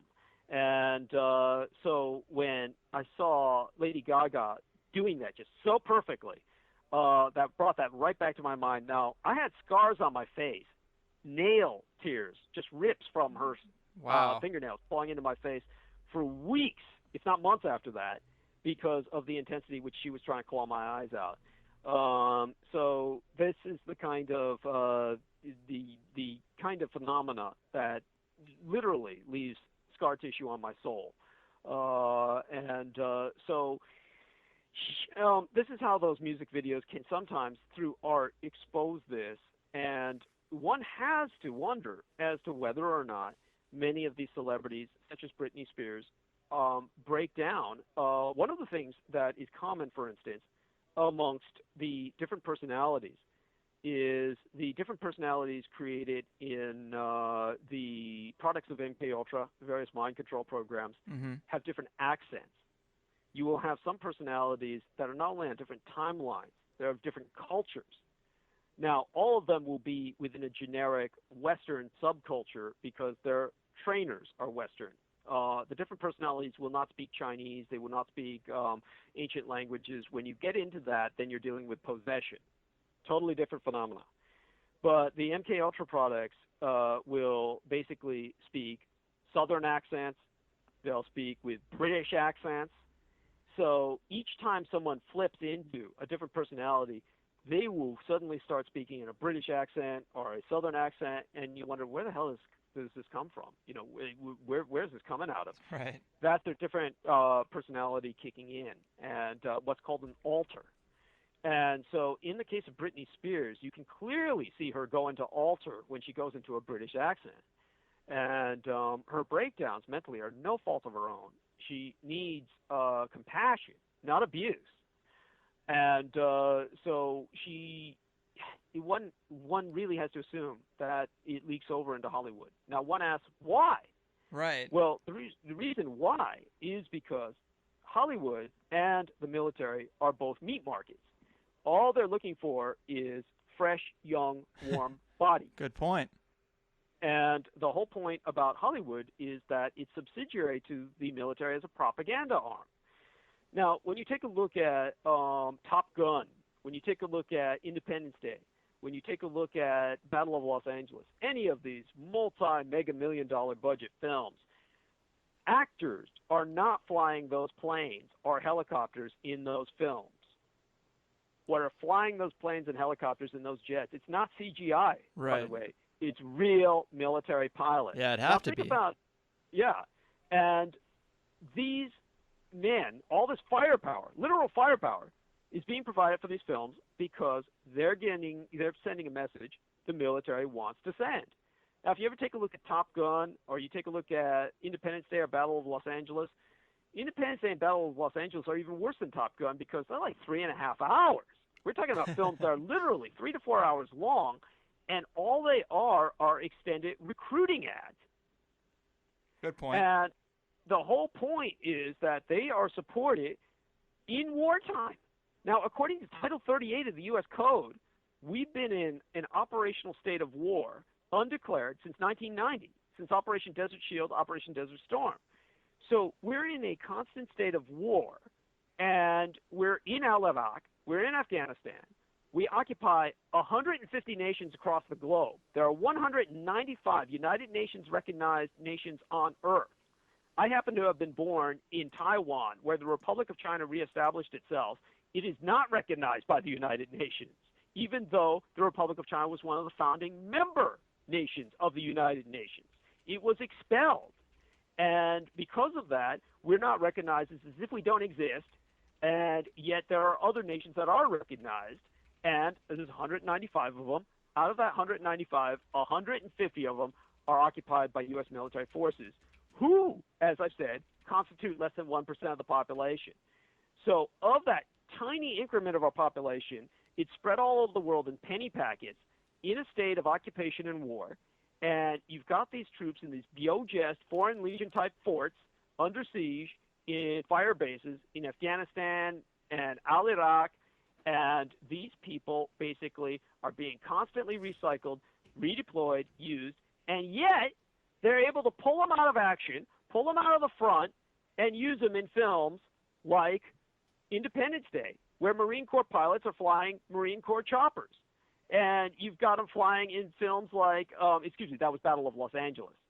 Independence Day was jets, and, in Top Gun, etc. Now think about what I'm saying. You're in the middle of combat, and yet you're able to pull out key military air mobile personnel or airmen and use them for a propaganda film. I mean, this shows you how important this is to the military. So they're providing this firepower of personnel in time of war away from the front, and they're making these films because they need recruits, and they need to sucker them in with films like that. And it goes to show you how close the military and Hollywood operate. That's where the MK Ultra connection comes in. And I hope that puts it in some perspective. Oh, definitely. I was going to ask, too, just based on all this corruption within the military, is what about the similar, like, parallel groups, like subcontractors, like Blackwater? Are you familiar with, like, their involvement? It seems like since the Iraq War, that's been a much bigger – it's kind of like it's all just for money. It's just a big money grab. Well, absolutely. This is the problem that was destined to occur. Is basically the fact is that the military is less and less capable of carrying out its task, less and less capable of carrying out operations. One of the major reasons for that is because of its deployment for non-military functions. Now, I actually have a book which was published by the Department of Defense. I have it at home, and people can probably find this online and buy a copy of it off the internet if they want it. But it's titled Military Operations Other Than War. Now, think about what I'm saying. What the devil is a military for other than war? Right. But this military operations other than war is where the military is being redeployed to be basically a Meals on Wheels distributor on treads. And they're sent all over the world to distribute food, to act in nation building, as they call it, etc. They're there to basically do everything that the Peace Corps is supposed to be doing. But since the Peace Corps is going to get slaughtered and massacred wherever it goes, they send in the men with guns. So this is the absurdity of the situation. So since the military is being turned into an armed Peace Corps, what do? Well, what they have to do is hire mercenaries. Well, where do they get the mercenaries from? Well, that's easy. They get them from the retired military. See, in the military, you learn nothing that will get you employment in civilian life. I don't care what the recruiters tell you about all this crap about learn high technology. Yeah, learn all this, you're going to get educated, all this crap. It's all Right. a load of crap. The point is, what are you going to do? Take a look at the Marine Corps. They're going to cut them down through sequestration by 20,000 men. There's 200,000 men in the Marine Corps. They're going to cut it down by 10%. Now, you get those Marines out there in our already depressed economy. What about these guys who have spent their last 5 to 10 years in the Marine Corps doing nothing but repairing tank treads? Okay, where the hell are they going to find employment? I mean, you can't even find employment in an auto mechanic shop after doing nothing but repairing tank treads anymore. It's not like anyone's going to bring in their lawnmower on tread. Right. It's a joke. Then you get these other guys. What did you do in the Air Force? Oh, well, I worked with radar. I was with NORAD, North American Air Defense. I was working with high-tech radar. What job are you going to find in the civilian field? Helicopter pilots. Look at helicopter pilots. There are like maybe 100 times, if not more than that, trained helicopter pilots than there are jobs for them in the civilian world. Right. Because you got military loaded with helicopter pilots. Now, unless you get a job with a air mobile television unit, or you get a job with a CHP or something, you are never going to find a job as a helicopter pilot. So the whole point is, what do these people do? They Scenic hire tours. them back as, what's that? Scenic tours. Yeah, well, there you go. Yeah, well, they hire them all back through Blackwater and various other mercenary agencies so that the government can have plausible deniability. This way they can say, oh, it's a private mercenary company that committed the atrocity. Oh, it's a private mercenary company that did this. Oh, that's plausible deniability, so the government cannot be held accountable.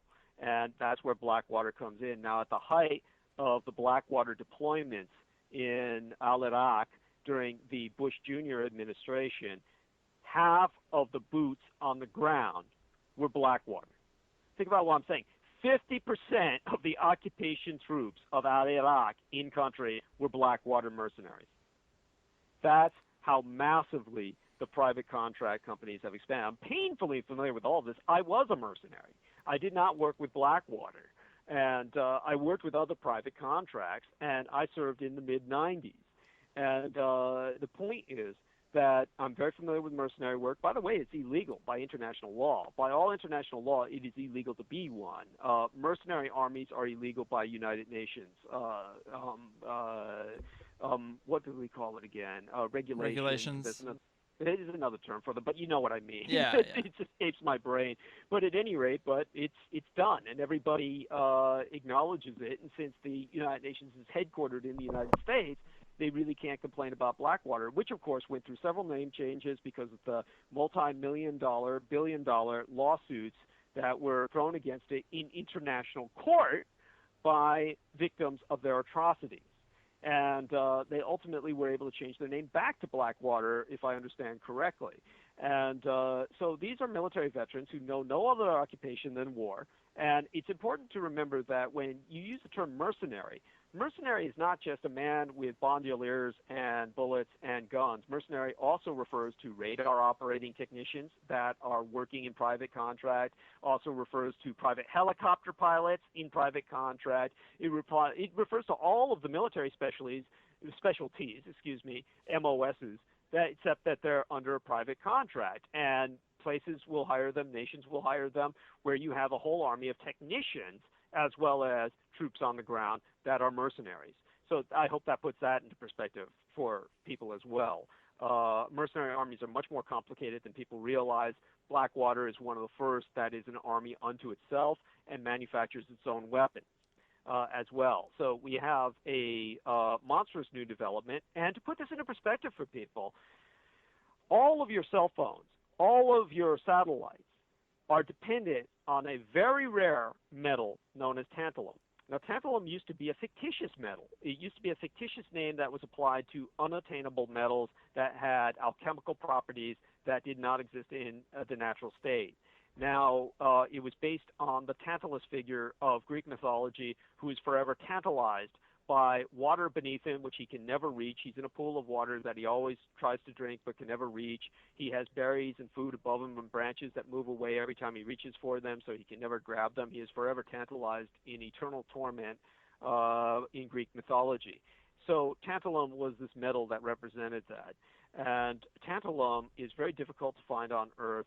The major source of tantalum is from meteorites. So it is only, in general, where massive meteorite impact has occurred where tantalum can be, quote-unquote, harvested or mined.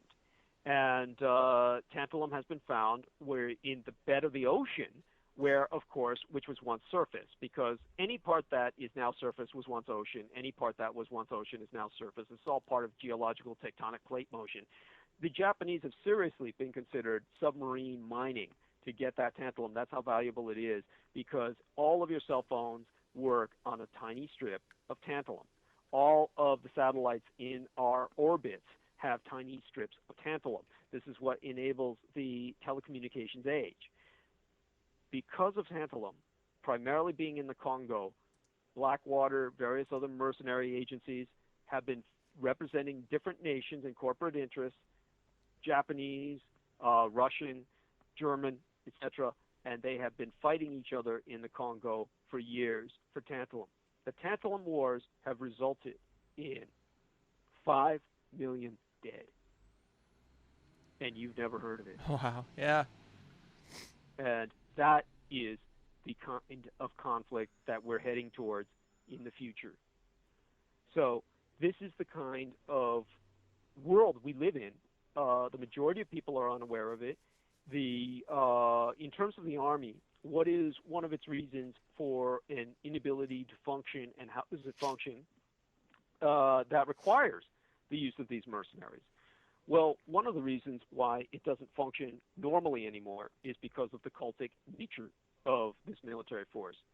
There is a video that I have placed several times on my Facebook timelines, always with the concern that it might be taken down by Facebook by request. If people request that something be taken off of Facebook, it has to be done. Right. If one doesn't want to suffer the consequences of ultimately being banned from Facebook. Now, the video that I put up, fortunately, no one has ever requested it be taken down because it's generally understood that my timeline is very much a mature timeline and that it's not for children. As a matter of fact, I've got a block on people who are under the age of 18, I believe, or 20 on my Facebook timeline that was set up by my graphic arts designer, my 3D graphics modeler. And in terms of the video I'm speaking of, it's called The Dark Side of Aldora. And in The Dark Side of Aldora, spelled A-L in the anglicization from the Arabic with a space and then D-O-U-R-A. The Dark Side of Aldora opens with, of course, the, Dick Cheney. And Dick Cheney is stating, in order to do what we need to do, we have to go to the dark side. We have to go to the dark side. Mm-hmm. And then it shows U.S. Army Ranger John Needham. His last name, his family name is spelled Needham. And he's one of these Patrick Tillman types. With what I've described with the U.S. Army Rangers and some of the men who are in them, like John Stebbins, the child rapist in Leavenworth the rest of his life, I can go on describing many men like him in Special Forces. A good example of this would be Master Sergeant Michael Ramirez at the Presidio military base. Master Sergeant Michael Ramirez was sentenced to a drug rehabilitation program at the Letterman Army Medical Center. Now, 25%, fully a quarter of all U.S. Army doctors were trained at Letterman Army Medical Center on the Presidio military base. That building, of course, was totally deconstructed to hide all evidence of human experimentation that went on there. And to put this into perspective, because this is easily verifiable, it's easily vettable, what happened was our American population, third largest in the world, has the largest prison population on Earth in proportion to that population. In other words, in proportion to our baseline population, we have more people in prison than any other country on Earth, including North Korea or Communist China. Right. So what happens with the people in that prison? Well, there's an unholy alliance between the penitentiary system and the U.S. military. As a matter of fact, the highest paid law enforcement officers union in the world is the state of California's prison guards union. That's how big the penitentiary system is. And there's an unholy alliance between them and the U.S. Army where prisoners will get full gubernatorial pardon of death sentences. They'll get revocation of sentences. They'll get shortening of sentences or prison privileges if they volunteer for human Army experiments. So the U.S. military would bring in prisoners from all over California and experiment on them at the Letterman Army Medical Center. I was personally witness to this because of the fact, both documentationally and personally, because of the fact that as a DoD research librarian, I had to liaise not only with the Satanic Chaplain, one of my other responsibilities was to liaise with the Letterman Army Medical Center Medical Library. And also I had to provide these people with reading materials. So the MPs would bring in men who were undergoing experimentation, in the majority men, some women, and they would bring them up to the post library in chains and under armed guard, and I would help them select what reading materials they wanted, and they could take it back to their hospital cell and read. So this is the history of the Presidio military base, and oftentimes, often enough, some of those prisoners would disappear, and they would go off the records, and no one would know whatever happened to them. Man. And that's the kind of world we're dealing with. Now, do want to point out the fact, if you want to see what happened to one of those prisoners, I went to City College of San Francisco, where I majored in criminology. My instructors in forensic photography, who were quite elderly and just getting ready to retire, were the same instructors who taught Magus Anton Zandor LaVey, the Black Pope of the First Church of Satan, everything he knew about forensic photography, because he became a forensic photographer for the San Francisco Police Department in order to evade the Korean War era draft.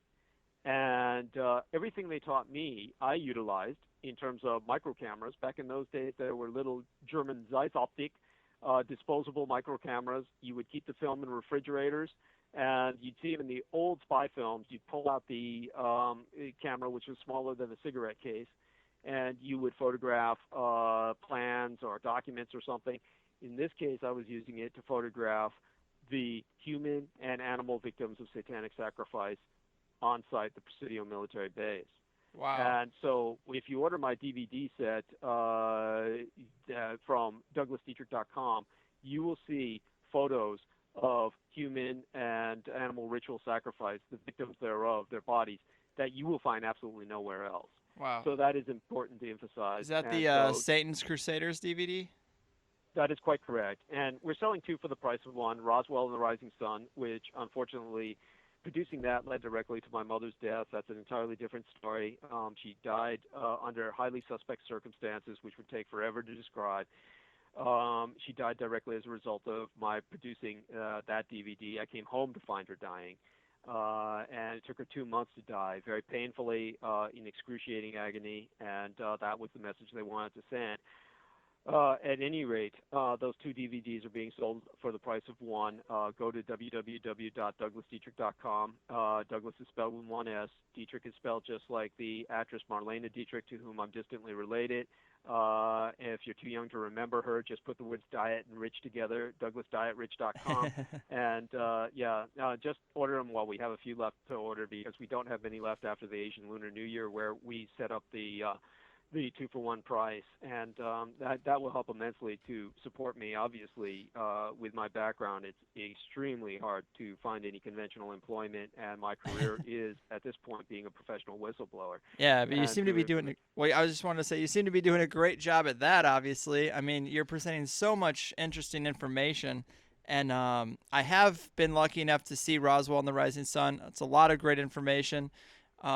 It's very sad that led to the death of your mother, and I would love to talk about that on another show, but this one we seem to be dealing more with the satanic elements and that stuff. And I haven't got to see your Satan's Crusaders DVD, but I did want to – I wrote this down. I copied this from the description because it was so interesting. But it says – magical practice and strategy provoked initiatives such as utilizing Tesla-derived Montauk technology to contain and control devils summoned in the wake of American genocide during World War II. Like, can you talk about the Tesla technology or the Montauk technology a little bit?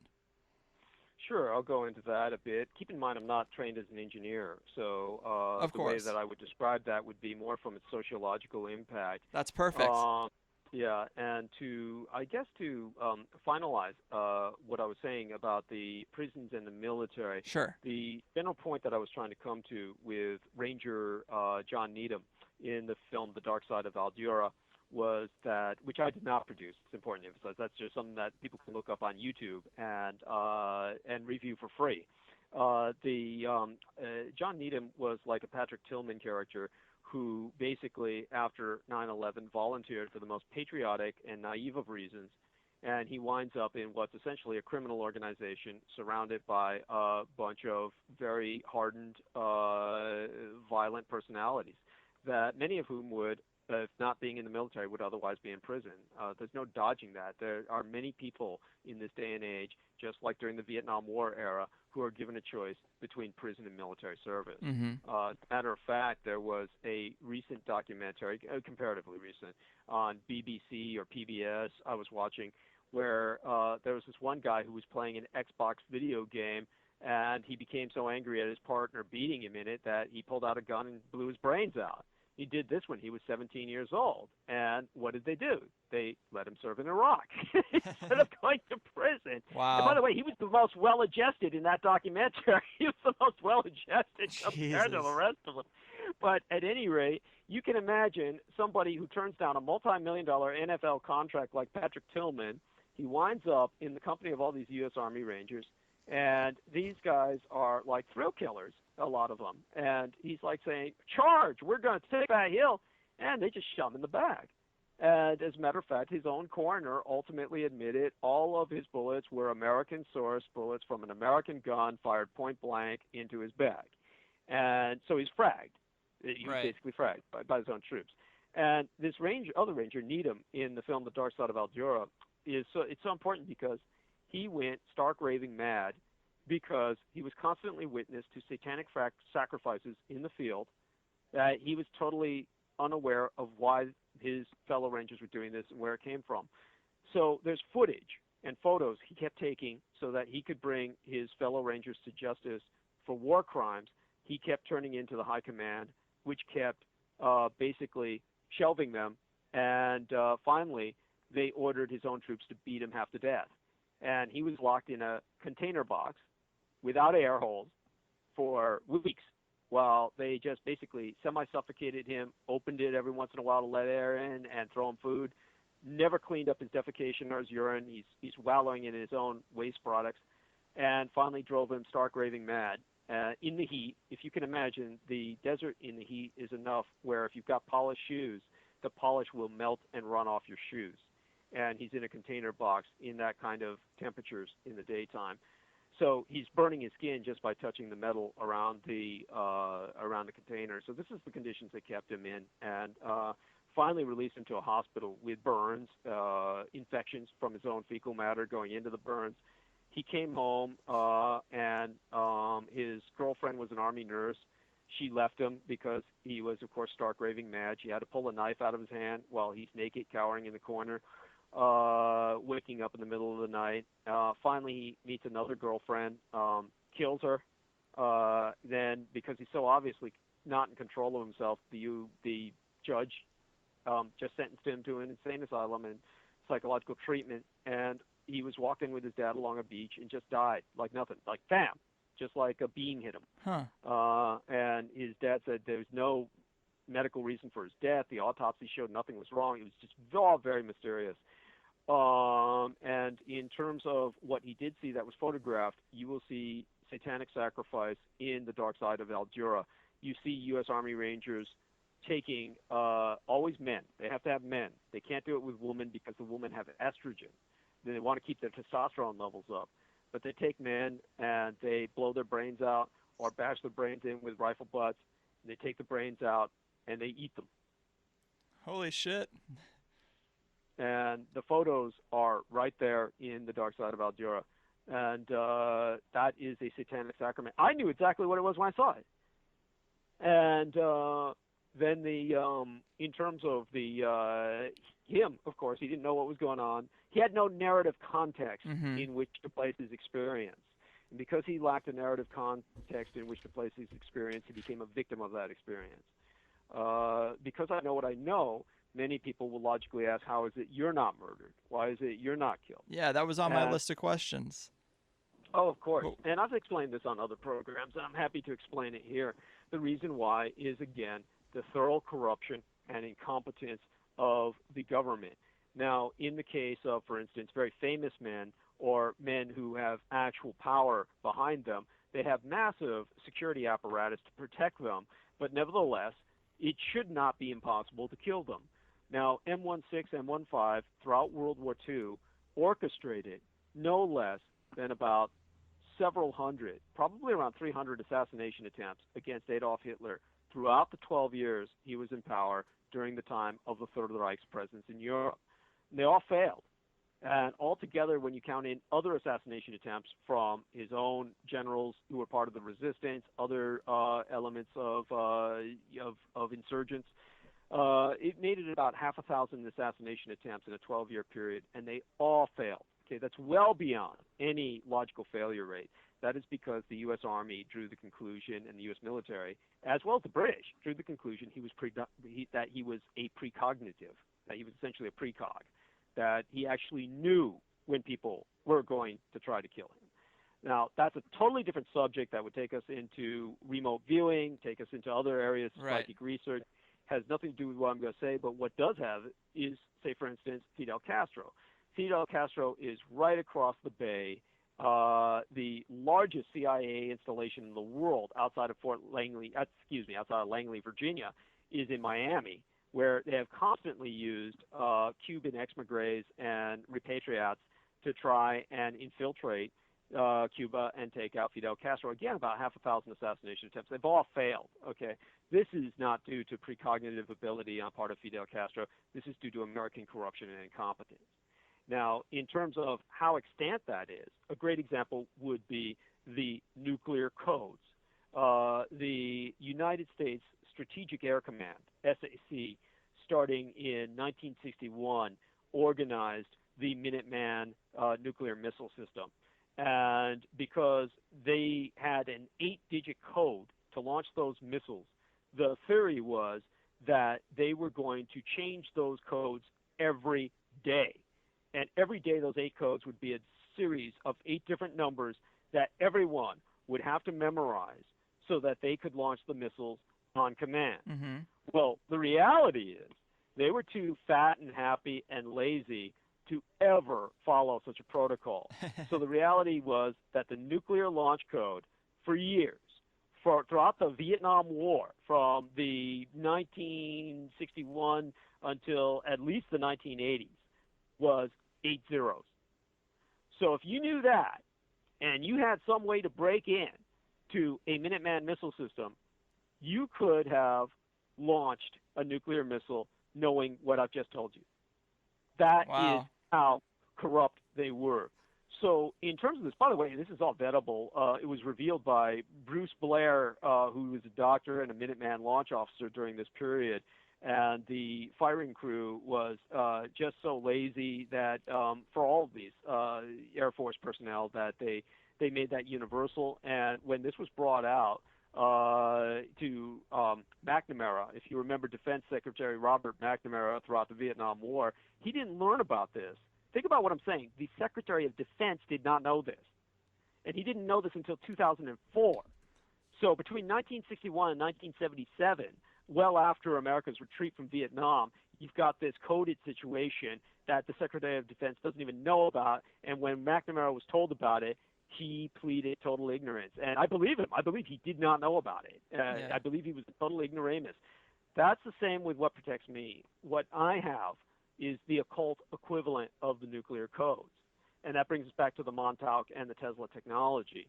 The occult equivalent of the nuclear codes unleashes the entities which they've bound using the HARP technology. That's what it's used for, not what most people think. Its origins are completely different. Its original purpose was completely different, but what it has been utilized for in recent times has been the harnessing of the entities which they have summoned. Now, in terms of the rationalist or the materialist or the atheistic or the logic-oriented who say, well, that's crazy, that doesn't work, I don't believe in that, it doesn't make any sense. Mm-hmm. How can the occult really impact you? Well, I'll tell you this. It does not matter that you don't believe in demons or the occult. It does not matter one whit that you don't believe in magic.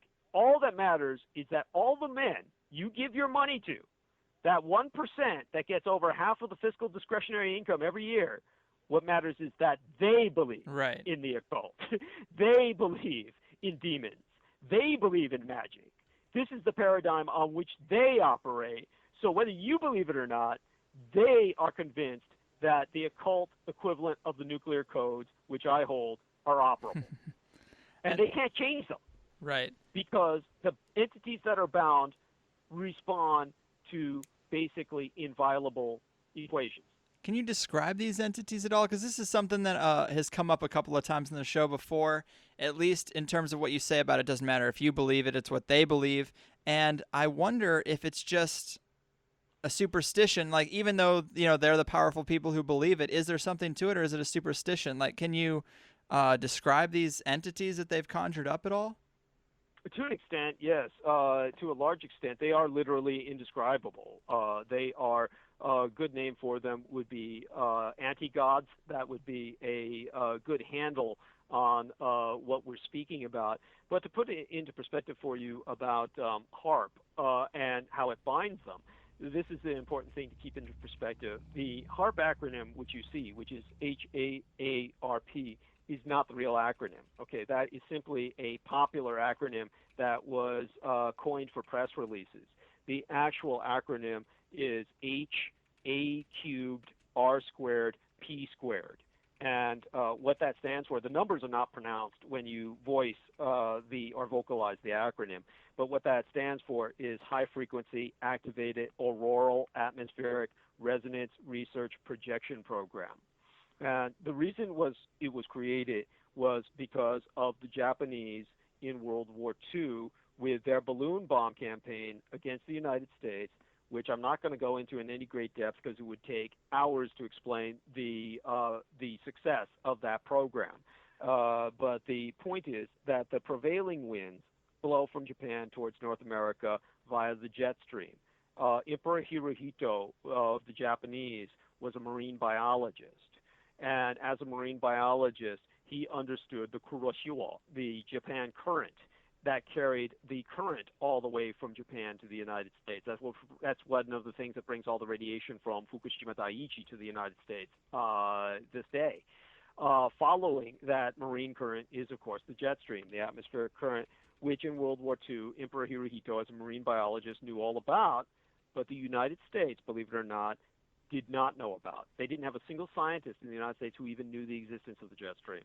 So when the Americans started trying to bomb Japan, they would go up to basically 30 miles in the air. They'd go to basically hundreds of feet in the air. When they reached 20,000 feet, then basically they're getting winds that are 30 to 60 miles per hour. When they get to higher than that, they're suddenly getting 300 miles an hour.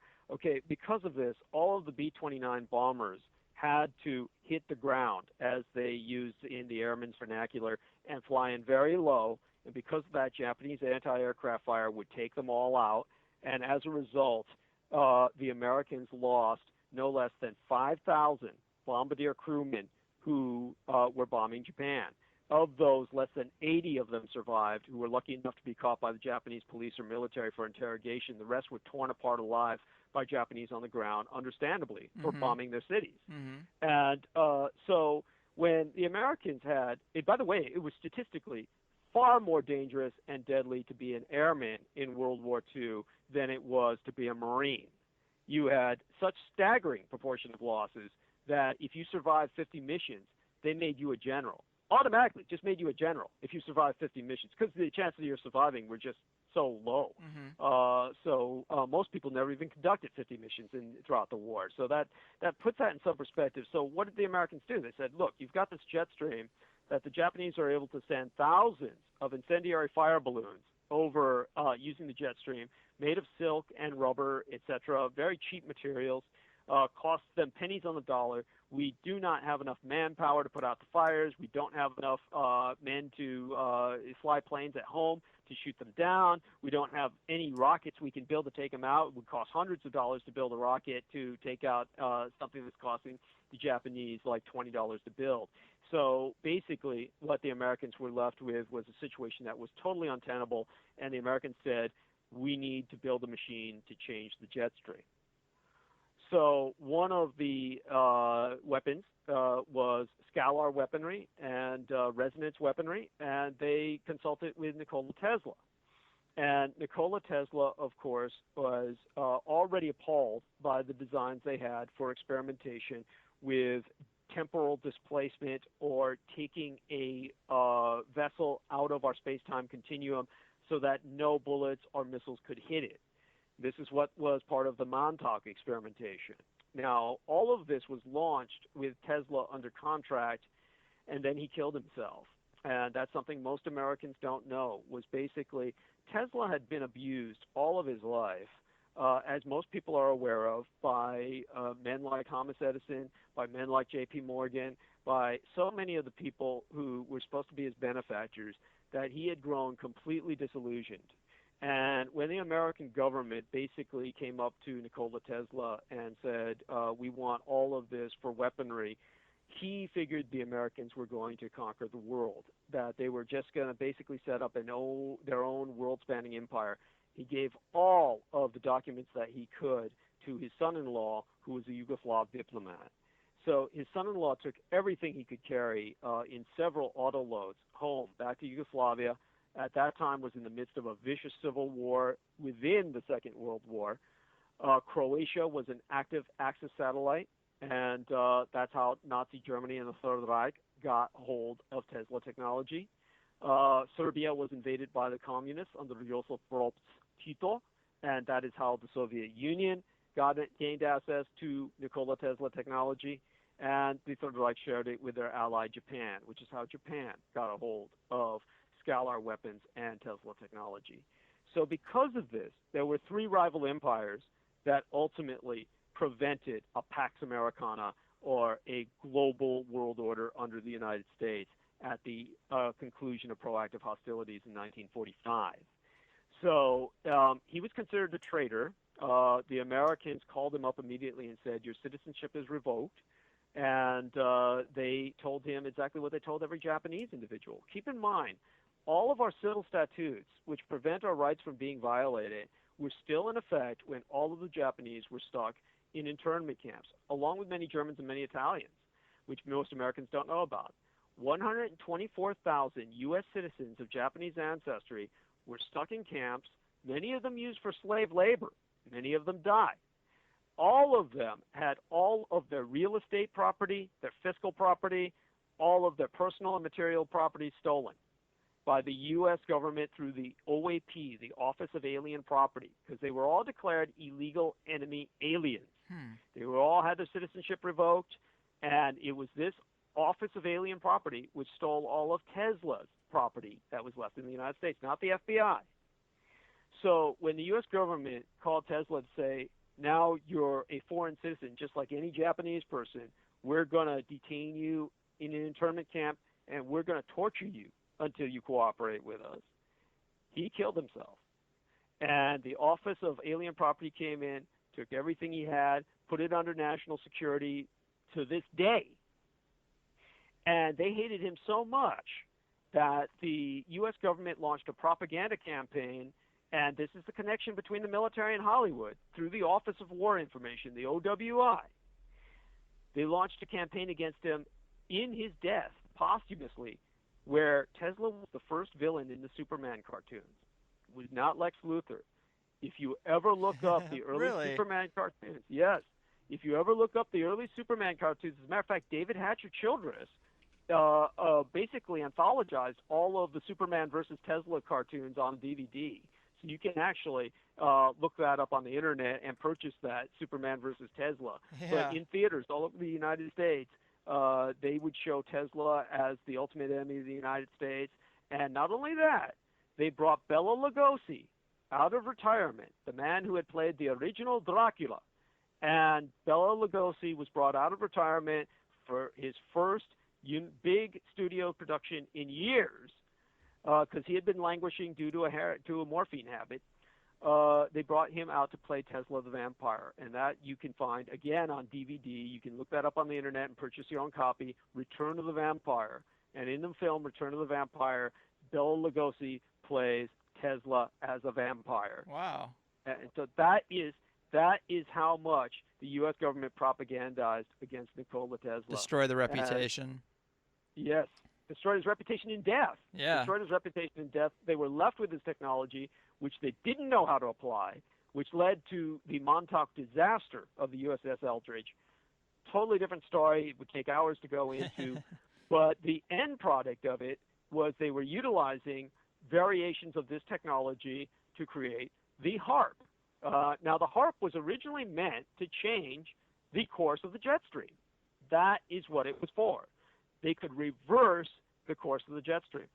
Now, the Japanese are well familiar with this threat to them, and this is why you can go online and you can monitor HARP activity to this day by going to the website that's provided by the University of Tokyo. So if you want to see HARP's activation processes, you go to the website sponsored by the University of Tokyo, and you can see whether HARP is active or not. Now, HARP is almost never active. HARP went through a period of massive testing, some aggressive deployment, and impacting the atmosphere, reversing the jet stream.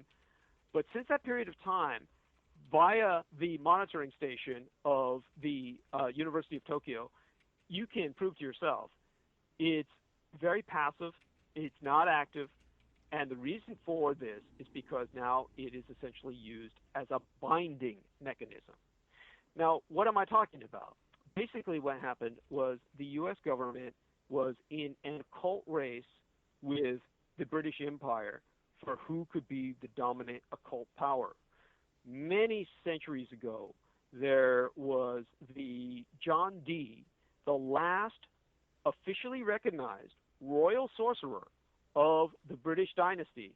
And John Dee was the original 007. That was his code name that was applied in occult terms. And John Dee, by the way, people can look this up and verify this. This is all vettable. This is basically not even occulted history per se. John Dee developed Britain's monumental intelligence network, one of the most professional and ruthless in the world. And John Dee was a sorcerer who was credited with raising the storm which scattered the Spanish Armada. So he was essentially the pioneer of occult warfare on the military front. Now, he had later successors that increasingly took Britain towards a more and more diabolical bent. John Dee was no diabologist, nor was he a demonologist. He did neither study nor worship demons. But many occult British practitioners of the noble class in Britain did, and they ultimately established what became known as the Hellfire Club. Now, the Hellfire Club is a historical reality. Most Americans know of it only through the historically based villain team known as the Hellfire Club in the X-Men. There was a genuine Hellfire Club for hundreds of years, and it's degenerated now into kind of like a bondage enthusiasts kind of nightclub scene for the decadent elite in Britain. But for a great deal of the Victorian era, it ran the British Empire, because the British elite were picking up not only occult secrets from the heritage of John Dee, but from their invasion and occupation of India and the British Raj. They picked up Kundalini, various other forms of Oriental techniques, as they refer to them as, of mysticism, perfected these techniques as well as they could to enhance their occult powers, and they began to sacrifice to these dark gods that they were trying to summon to help them maintain secular power over the world. They controlled 24%, fully a quarter of the world's landmass. They controlled fully a quarter of the world's population through the British Raj and other conquests. Keep in mind, there's 1 billion people in India. So when India alone on the subcontinent added well over 1 billion people when you include Afghanistan, Burma, the conquest in Africa, the British Empire was more than enormous. Again, it controlled 25% of the world's population, 25% of their landmass, the majority of the sea lanes. How did they get this far so fast? Basically, through occult means. That's what their noble class believed. How were they making sacrifice unto these dark gods? They were doing it mainly in India. Everybody's heard of the Great Wall of China. Right. Almost no one's heard of the Great Hedge of India. In India, they took the British hedgerow. Now, a hedgerow is an incredibly hard obstacle to go through. When the Americans invaded France in World War II, they ran into what they called hedgerow hell, the bocage. And it was in the bocage of France that the Germans had hollowed out these thorny bramble bushes and put mortar nests in them, machine gun nests in them. In the end, the only way the Americans could respond was to put forklifts on Sherman tanks and bulldoze through the hedgerows that were decimating their troops. Now, imagine those hedgerows from Europe taken down to India. They mutate in the tropical environment. They grow to monstrous proportions. And the British created what was known as the Great Hedge of India. They divided it into 4 quarters between north and south and east and west, across. They put the entire subcontinent of India under the crucifix of a crown of thorns. And with this cross of thorns, they were able to divide all the populations of India from each other. You couldn't get food without going through the checkpoints of the bramble bush. So it was this checkpoints that the British used to starve entire populations of India who were in rebellion. They were able to cut off medicine. They were able to cut off anything they wanted. So in the end, they killed millions and millions of people. Remember, India has a population of 1 billion. And they were able to do this continuously by chokehold points using the Great Hedge of India. People can look this up. The Great Hedge of India is something people can look up. When the British left, no one was there to maintain the hedge, and gradually the Indian people were able to dismantle it and mow it to the ground, and there's no sign left today of the Great Hedge of India that had crucified so painfully the entire subcontinent for so long. And if you ever take a look at the original Captain Nemo book written by Jules Verne, Jules Verne, of course, was French. The French were at war with the British for hundreds of years. He hated the British. His hero of that book, the original 20,000 Leagues Under the Sea, was an Asian Indian named Captain Nemo. Now, when the British translated that book to English, they obliterated, they censored at least 25%, if not half the book. So when the Americans read it, after it was first translated by the English, the Americans had no idea Captain Nemo was ethnically based, that he was an Asian Indian. It wasn't until that cinematic atrocity, The League of Extraordinary Gentlemen, was the first film to ever portray Captain Nemo for what Jules Verne had intended him to be, an Asian Indian. Interesting. So, I mean, and so he was portraying him as someone who hated the British Empire for murdering all his family. That's where all that comes from. And the whole point about this, by the way, he had a real-life equivalent, Sirhan Chandra Bose, and that would be another program we could go into. Absolutely. Yeah, but at any rate, the whole point of this that I'm bringing up about India was this is what kept their demons fed.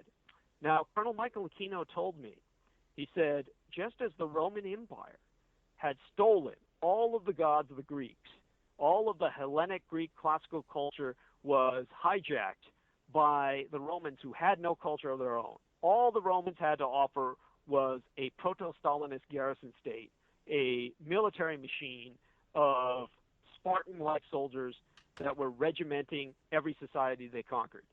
And so they, having no culture or even religion of their own, they took the Greek religion, hijacked it, and Romanized and militarized their gods. Venus became, Aphrodite became Venus, Ares became Mars, and Zeus became Jove or Jupiter. You know, all of these gods were changed into a Latin context.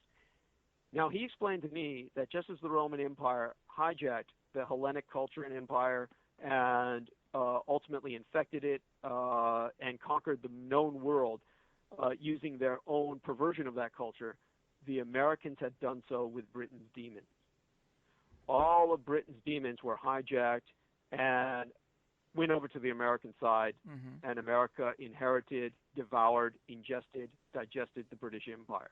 That's interesting. It's tough to really like quantify what that means, you know. Like I'll try my best. I'll try my and we best. do only have a few minutes left, but I do want to let you get to your point on this, and then I have one other question. But yeah, go for it. Yeah. So during the First World War and the Second World War, the Americans conducted a series of mass sacrifices that fed the demons better than the British ever could. In World War I, the Americans created, and we could go over the technical process of this on another program, the Americans incepted the H1N1 avian swine flu again, in Kansas. And they did this from, remember what I told you about the military prison connection. They drafted prisoners out of San Quentin and these conscripts were sent in unrefrigerated boxcars that were loaded with cages full of live chickens. And the particulate matter of the chicken fecal droppings, their shedded feathers, as the train was constantly moving, was inhaled and ingested every time these men opened their mouths. By the time that they got to the Kansas region, they all had what was known as chicken roll. Out of this was incepted the avian flu, hemagglutinin 1, neuromodase 1, and the Americans sent them over to Spain to disembark, hence the name Spanish flu. All this was intentional. The Americans knew exactly what they were doing. It was a design that was incepted by William Henry Welch, the single most powerful individual in the history of American medicine and one of the most knowledgeable. Welch and John D. Rockefeller together created the Rockefeller Institute for Medical Research, now Rockefeller University, arguably the best scientific research institute in the world of its time. And they got together with Army Surgeon General, General William Gorgas, Gorgas, who made sure all the men slept together. And they took the index patient, Albert Gitchell, who had suffered and survived and became a carrier. They made him the cook for 56,000 new recruits. Wow. And by the time they sent the Americans over, the avian flu was so virulent that it killed more people in Europe in 24 hours than AIDS killed in 24 years. It killed more people in a single year than the Black Plague killed in 100 years. Wow. It killed 100 million people worldwide, and you've never heard of it. Then, during World War II, the Americans were in a race with the desperate British to who could kill the most using unrestricted bombing. And they were firebombing people in every civilian population center that they could. They were so adamant on beating each other on how many people they could kill with bombing that when the Germans said, we've got to protect Dresden, Dresden is a cultural treasure, it's loaded with Gothic cathedrals and porcelain dolls, what do we do to protect the population and the cultural heritage and national treasure of Dresden? They took all of the American prisoners of war, British prisoners of war, Polish, Russian. They put thousands and thousands of prisoners of war. Literally, there was a population of prisoners in Dresden that had no room to house them, but they were putting them there as human shields against Allied bombing. And one of the survivors was Kurt Vonnegut Jr., who wrote the book and the movie Slaughterhouse-Five, because there was no place to put all these prisoners other than in slaughterhouses. Now, Kurt Vonnegut Jr. was Jewish, but the Germans considered him American as opposed to Jewish, so he didn't wind up in a concentration camp. He was a military prisoner of war. He was in one of these slaughterhouses, and that's when he realized how evil the Americans and the British truly were. Those prisoners were just a beacon. The Americans and the British said, great, that's more people to kill. They bombed Dresden, and they killed hundreds of thousands of Allied prisoners. And they had no care for it. Another great example of how the Americans operated was after Operation Halyard. All kinds of Americans were shot down in the attempt to bomb the Ploesti oil fields in Romania. And the Serbs rescued over half a thousand of them. Altogether, the Serbs rescued 600 Allied airmen. About 521 were U.S. citizens. They delivered them to Pickup Point. This was the largest missing in action or MIA rescue operation in history. And what the Americans did after they got all of their bombardiers back was they turned around and they bombed the Serbs.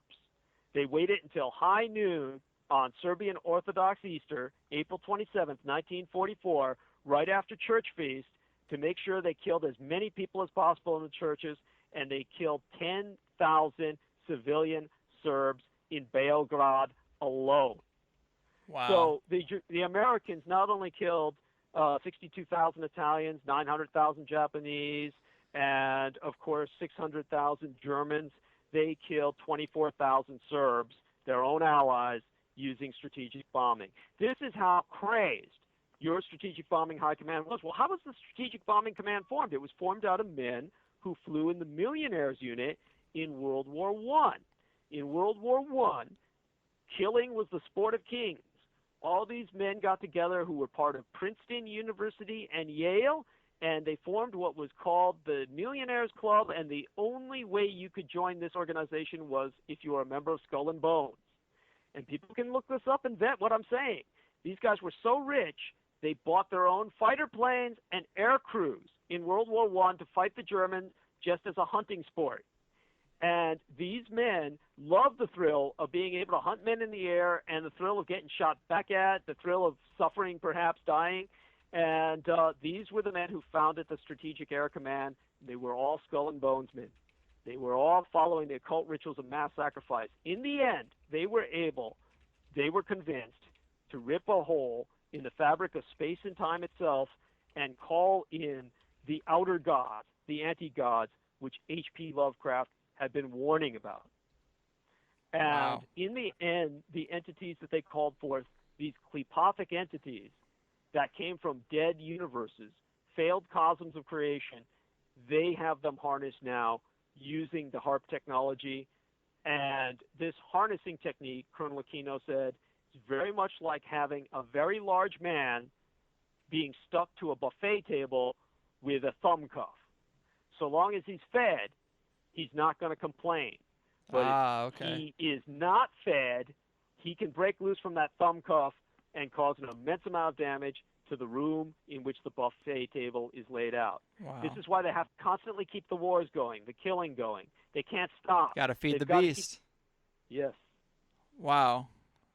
That is intense, man. Dude, I have had an amazing time just listening to you for way longer than a typical show that we do here. My brain is thoroughly melted down to its core.